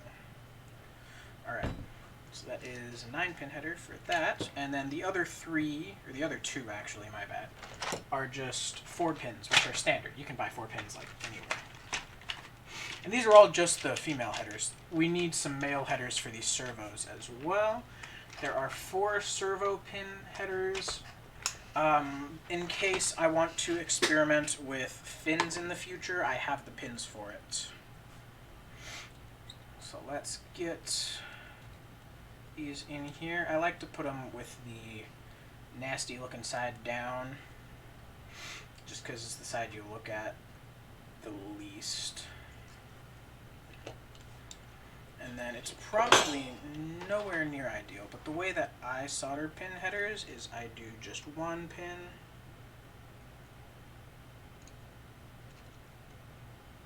on one side, 1 pin on one side.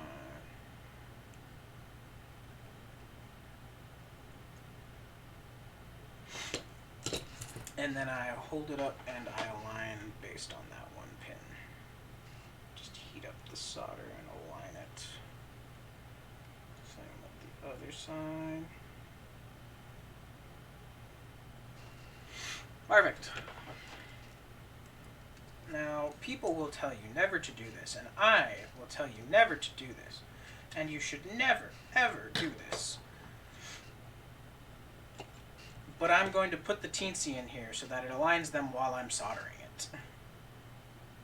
Never do this, by the way. It's really bad. It can damage your teensy. It makes work overall harder. It's a bad idea. Don't do it. But I'm going to do it because I'm lazy tonight, and I really don't want to have to deal with aligning them later. So, yeah, no. It is what it is.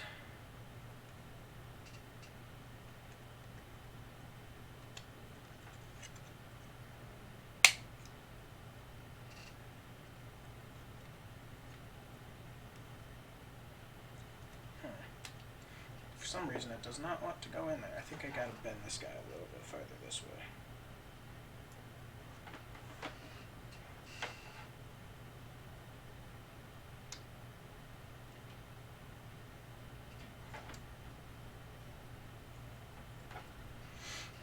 I'm gonna go in there now. Maybe. Maybe. Oh, come on. It can't be all that hard.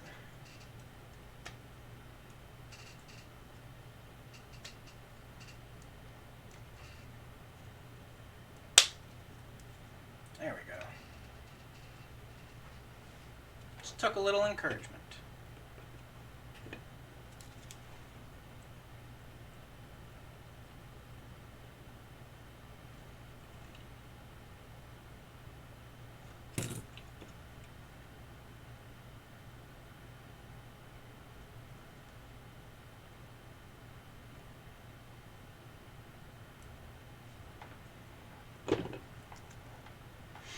Alright, I'm going to solder a couple odd pins in here just to get them secured.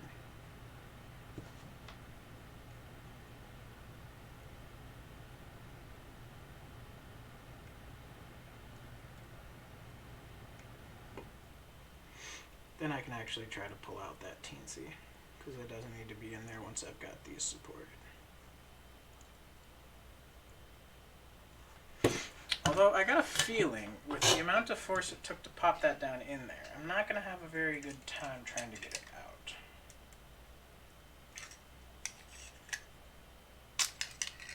out. Oof, yeah. Oops. He didn't want to come out.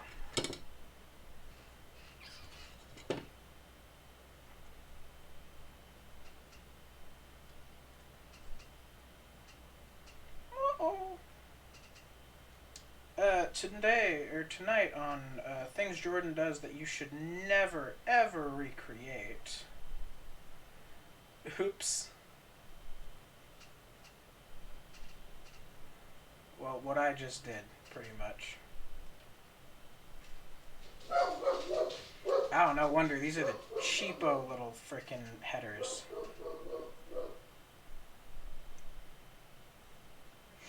These are the bulk headers I bought a long time ago and just never used all of. Buy good headers if you can help it. The true test of a good header is if it's magnetic. If it's not magnetic, it's real copper and you're good. If it is, go buy some new headers.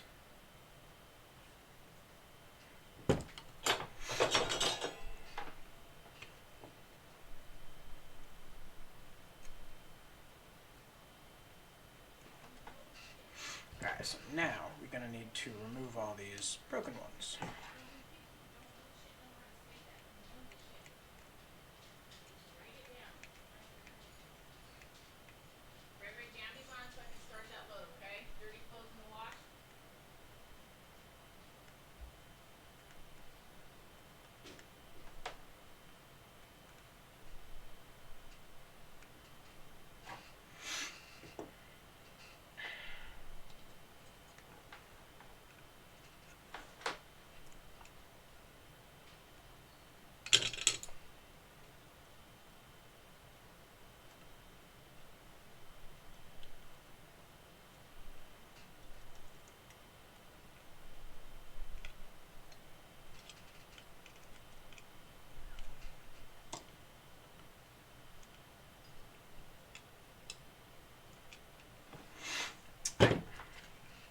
gonna wick these up.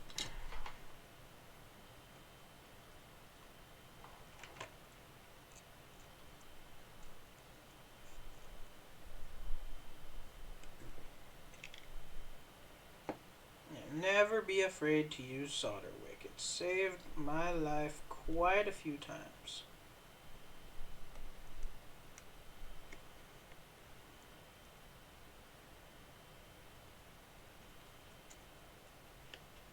This being one of them, lol.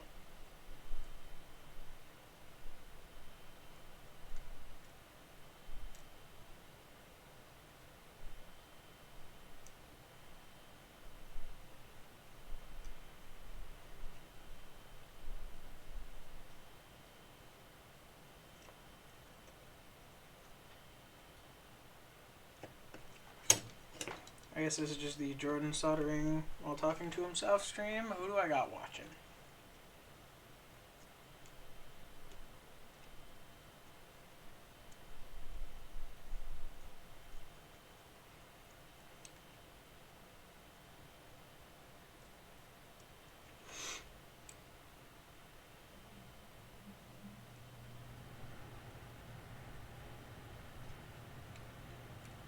Not many, it seems.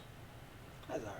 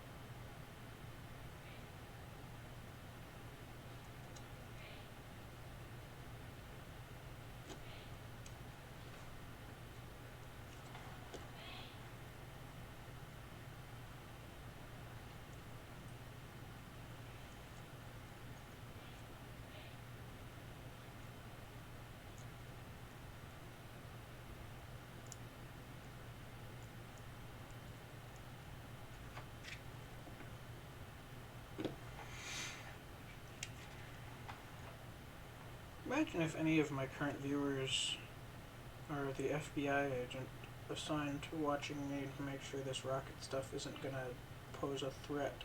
In that case, hello, Mr. FBI agent. I'm sorry you have to watch me. I'm sure there are many, many greater things you could be doing with your time.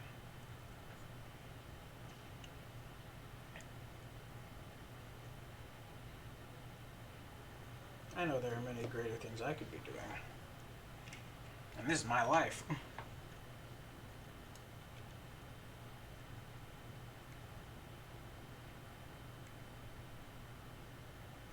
Thanks for like keeping me company though, Mr. FBI man.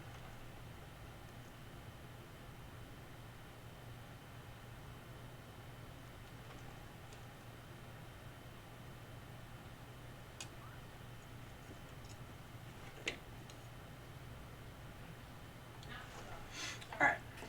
So, because these are such janky pin headers, I know I need to buy new ones. I'm going to, I have one side semi-soldered down.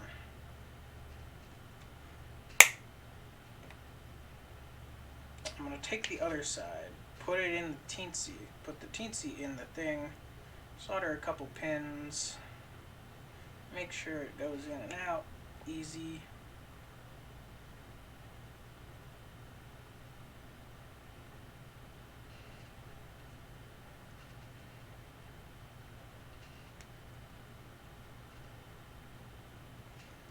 And then I will know it is aligned. So you go in like that, so you go in like this.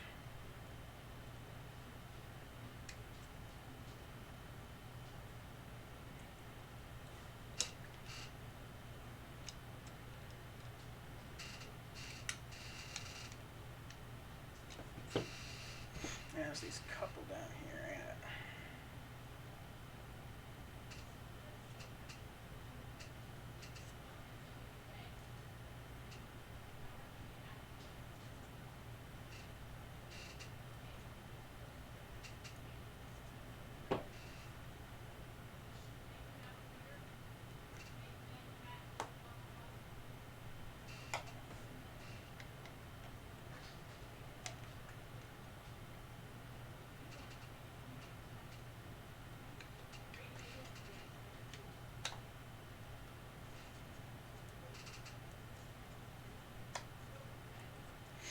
There we go. That'll be aligned.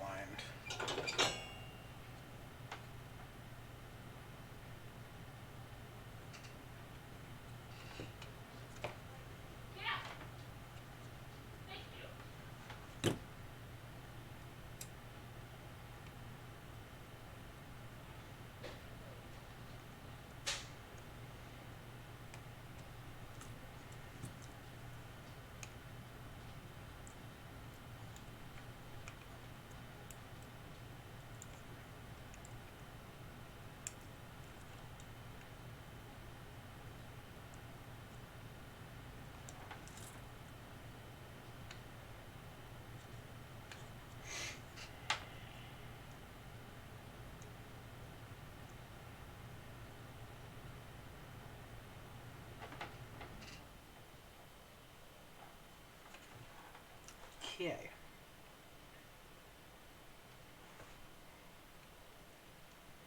Now apply 2 globs of solder and heat them up while pressing that guy into the board.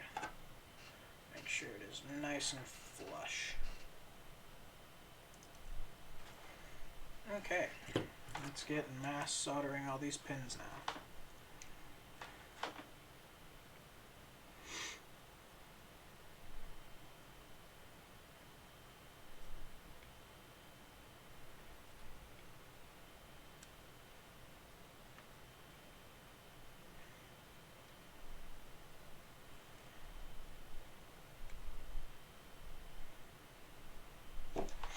Most of these pins actually don't connect to anything, but I need to solder them all for support.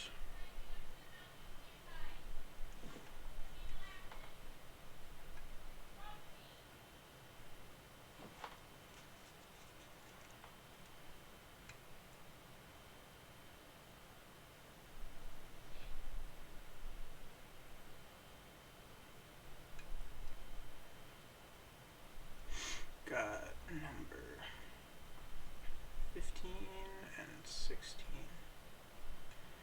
Actually, I don't know if those are the right numbers. I lost count.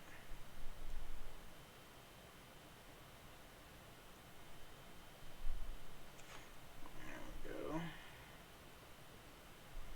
Hold on each one of these pads. You get some solder. You get some solder. You get some solder, and you get some solder. That's all of side 1.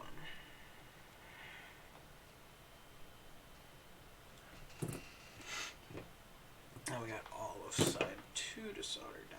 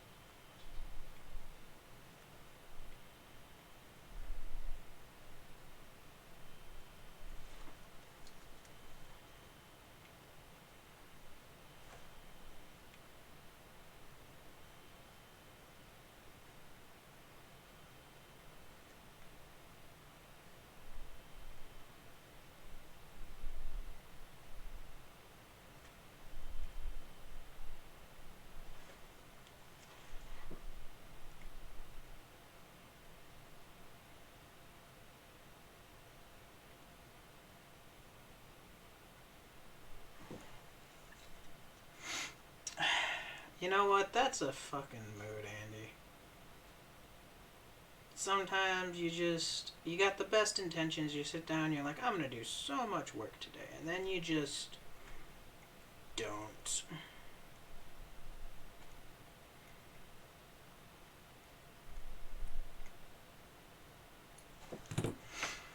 In other news, Teensy is successfully soldered. I don't know if he's gonna come out nicely, but he's soldered in there. So we can try popping him out, just so I can solder the rest of the board. Like, safe. Oh no. He is not going to come out nicely.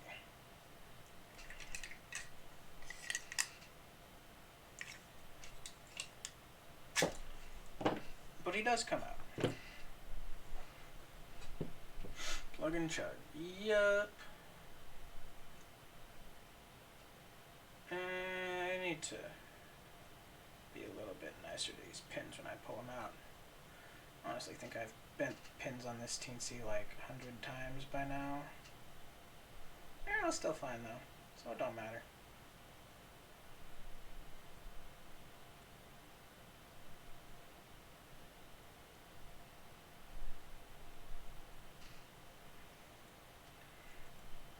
Besides, I have a pin straightening jig.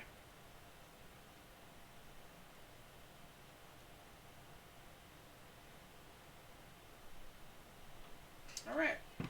So there is the... Hey, nice. Just be careful with that stuff. Like when they say wash your hands after you work with lead, they actually mean wash your hands after you work with lead. You don't want to be touching that stuff and then eating. Lead poisoning is nasty.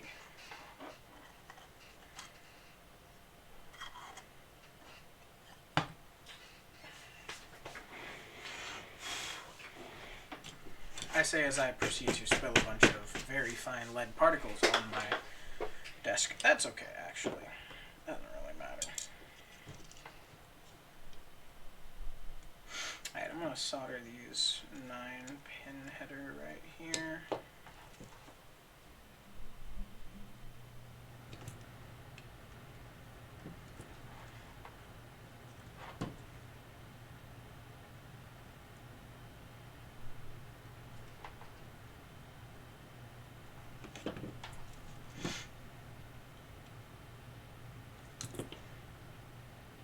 Andy, anyone ever make fun of you for having the same name as the Toy Story kid?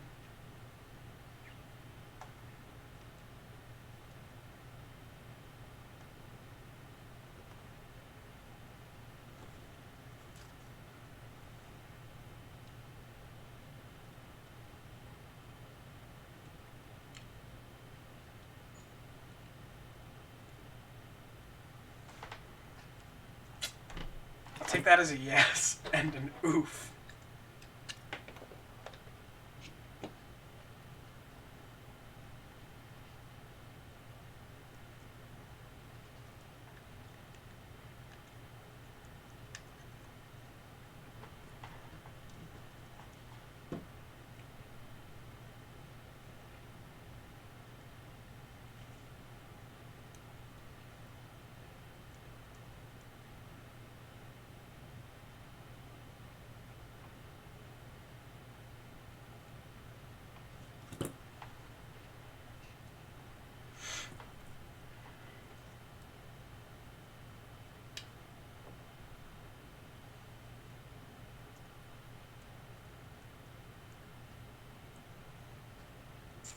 There we go.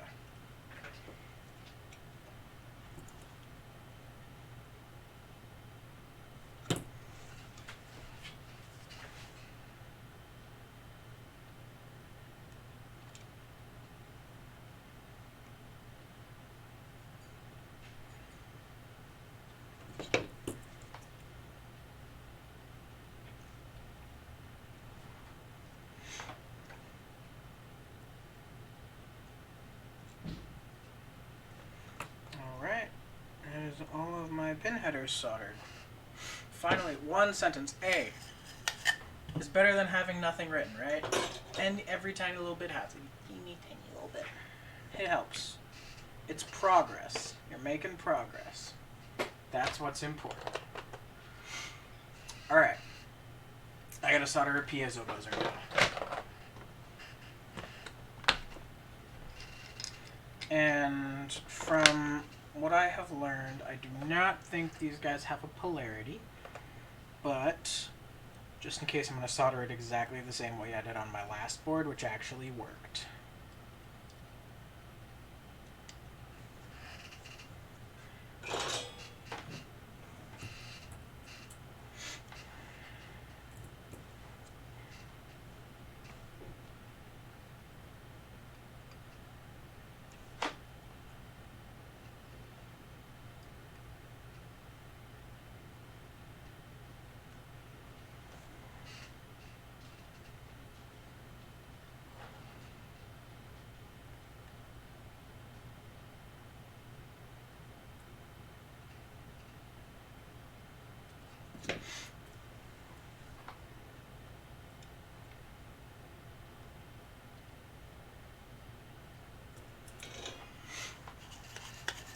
Some do, some don't. I know the active buzzers, the one where you just apply voltage and it makes a noise.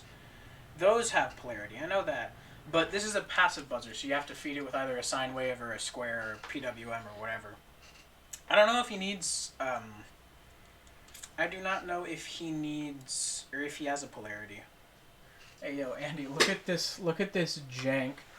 I forgot the MOSFET drain resistors in my schematic, so that's how they're attached now. It's, if it works, it's not janky.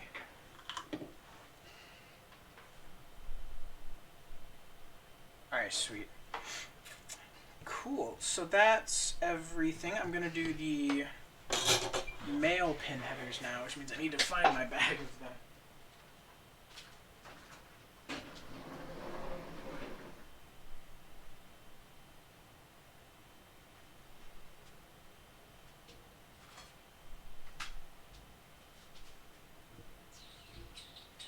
They are somewhere in this room. Probably, yeah, no. Those aren't it. Those are the screw terminals that I need. Come on, you ever just have like a big old bag of male pin headers and then you can't find them when you need them most?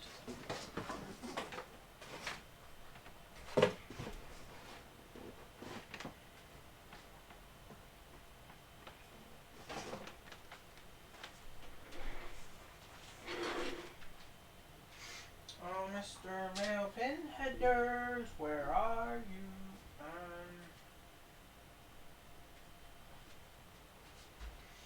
Throw them in here. I must have.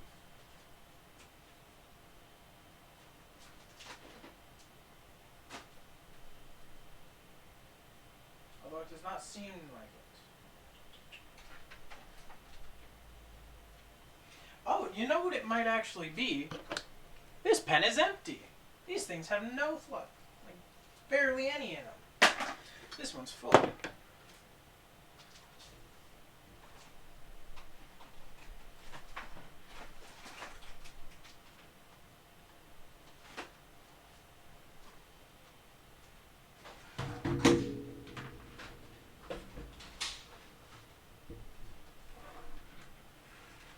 Still looking for the male pin headers. Because they gotta be somewhere, right?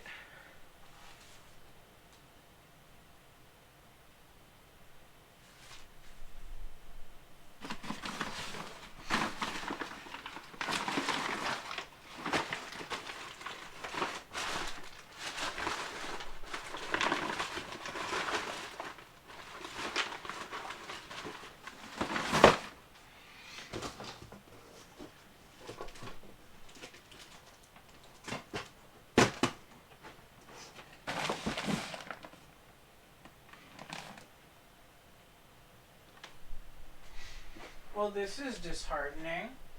I can't find them. I know they're somewhere, but I can't find them.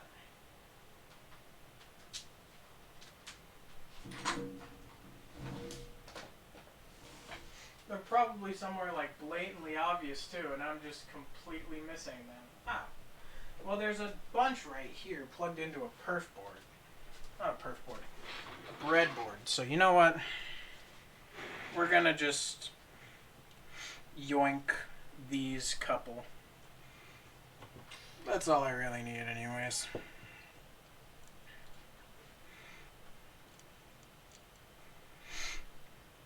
Plop in 4 servo headers.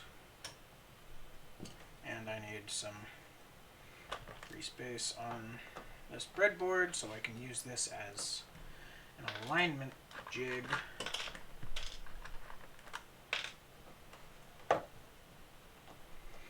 Oof. Maybe I just broke them all because I have a bunch of 3-pin headers here, so I might have just broken all the ones I have. That'd be sad. That means I need to buy more. Alright.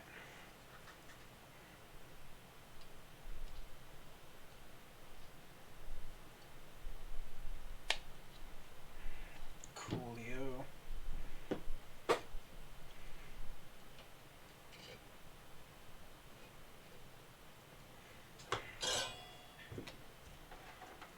There's that.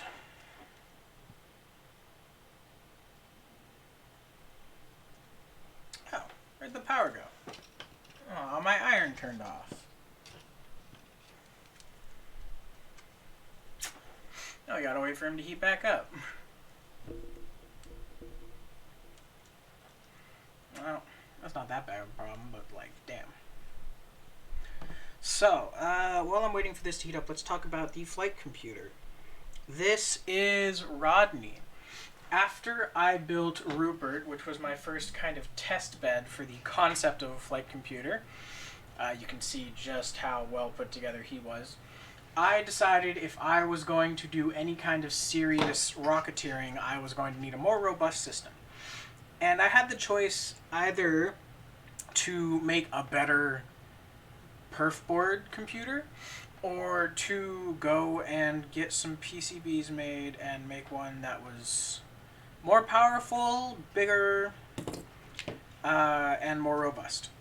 So that's where Rupert comes in. Rupert is, I guess this is the old version of Rupert, but Rupert is my first like manufactured PCB. He has a total like regulated current draw of 2 amps off of two 2 amp 5 volt regulators. He's got 4 servo outputs, 2 pyro channels, a buzzer, and an LED. I'm a crazy weirdo and I'm calling you. I've really got nothing better to do. I dial up your number and I let the phone ring in 2 minutes. That's a ringtone.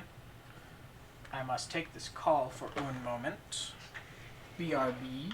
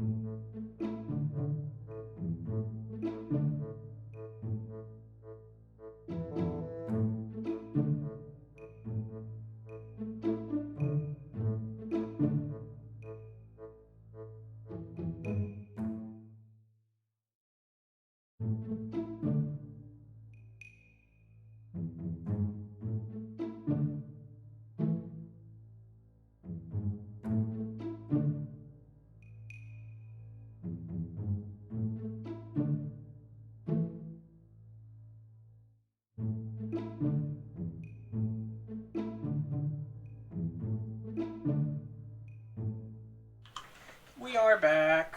We are back. And it is time to solder once more. It is now time to solder on some screw terminals for the battery and the 2 pyro channels. 1, 2, and 3 of these.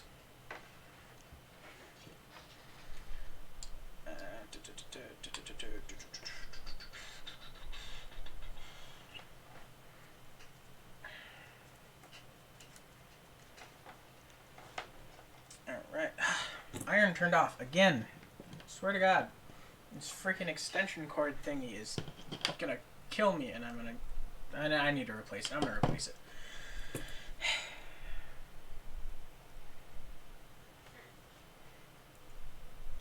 Snitch and fill that up. Dude, we used to have to do peer evaluations for every every single project at my school. It was a school, like, policy. It was insanity. Every single, it was like, how much did this person contribute to the project? Would you work with them again?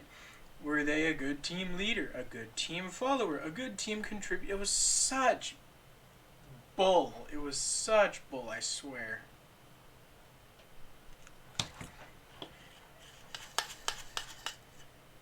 And then he wouldn't even take our answers. He would, like, look at it and use it as, like, reference to actually give a grade. So even if it was a person was like great, if he didn't think they were so great, he would just change the grade. Bull is what it was.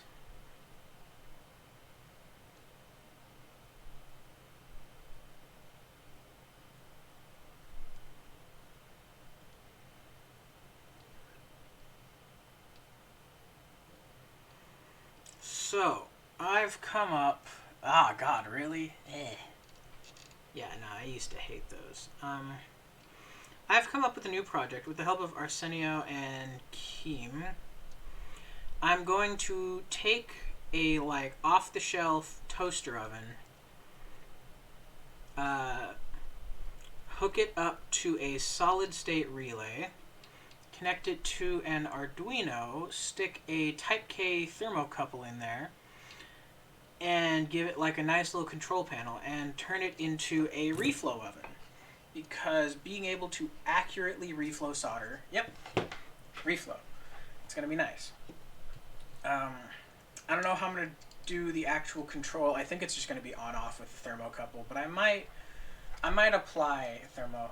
It's not going to be bang bang. It's going to be like a little bit of PWM and stuff.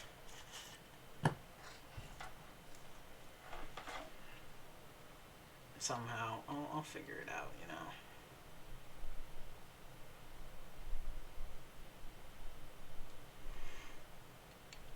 Or it might have been with Eddie. No, not Eddie. What's the best way of doing the control for that, do you think? So can you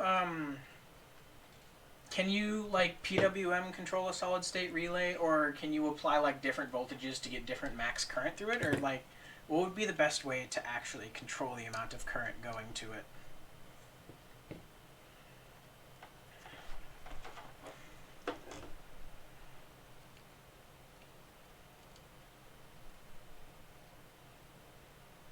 Because I don't know much about solid state relays, but if I know anything about regular relays, they don't really like being turned on and off real fast.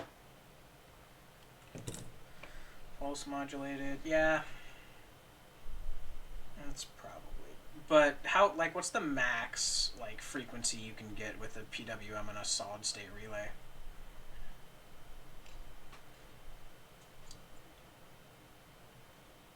And I assume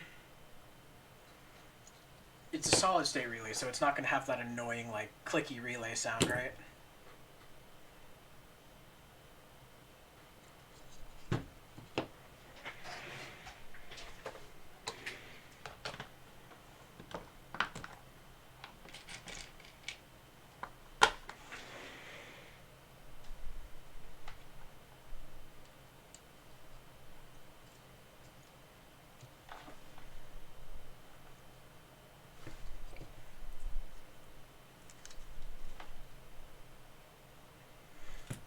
And can you apply PID to, like, temperature control? Because I know PID is, like, industrial control. So would you do something like have a PID with the current temperature and the temperature set point, and then have an output of, like, duty cycle for the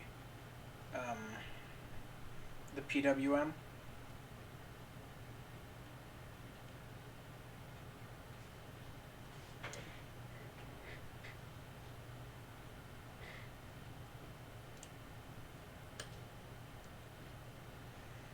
Cool. Alright.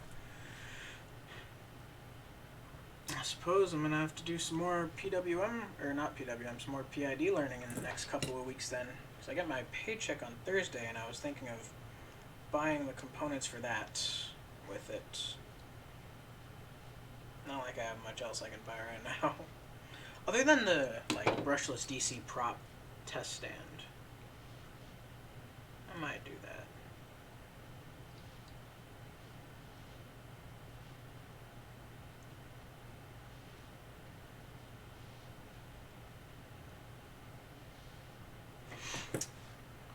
2 minutes to learn and implement? Yeah.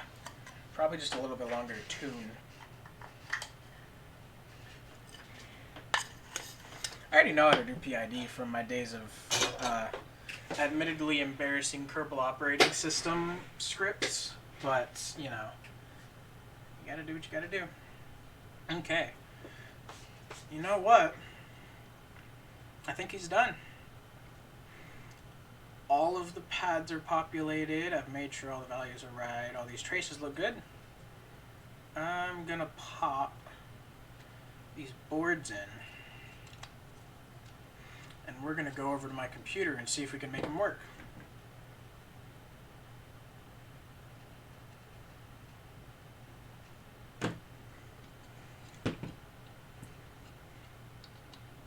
And I think my test of whether or not he's working is just whether or not he runs the code that I already have written. Alright, so got that. Got the teensy in there. The LSM in there. BME 280. Actually, let's... Where's my little tiny screwdriver? There you are. Let's get the battery in here. See if the teensy will power up. Because the teensy's already got code on him. So actually, I don't even have to go and... Hey, Andy. What's your flight computer design look like right now?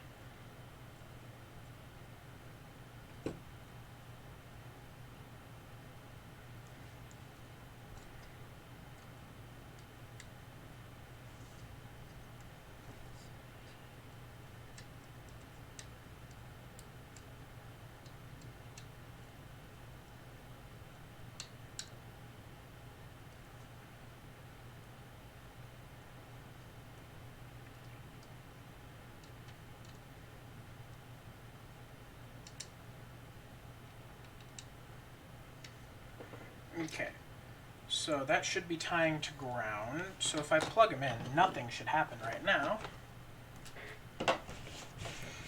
Clean off my space here though so that I don't get any shorts. If I plug them in, nothing should happen because I'm tying the enable pin of the voltage regs to 0.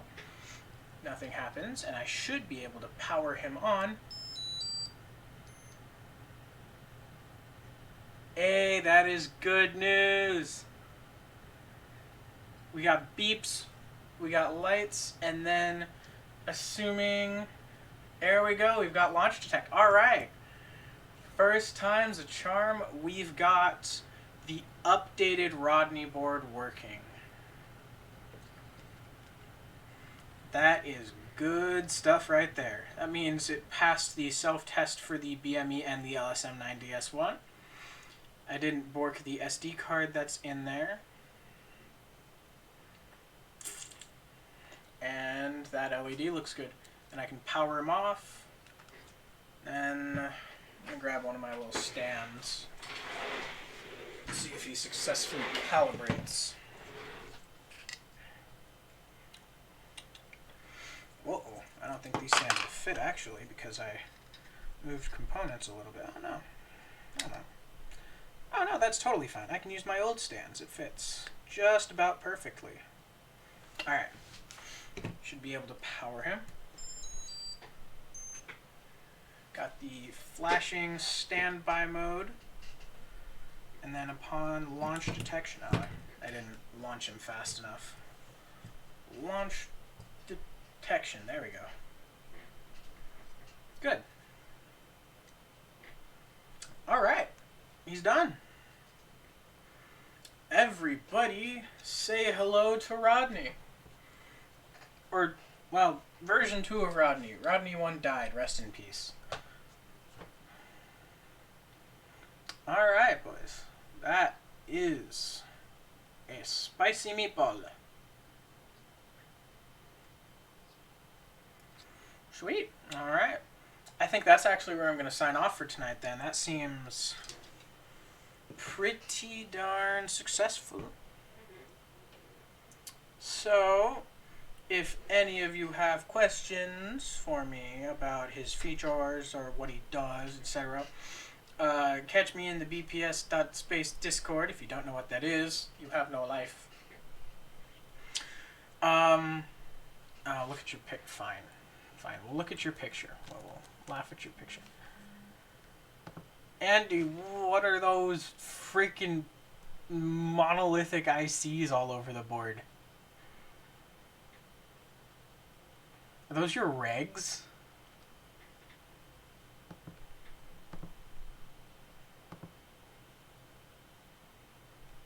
Are those your freaking regulators?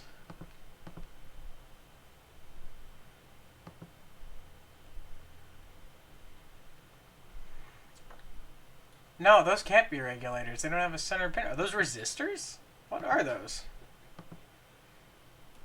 Regs and MOSFETs. Alright, those chunky bits. Yeah, Andy, what are you doing, you freaking coward? Posted into Beep's Discord.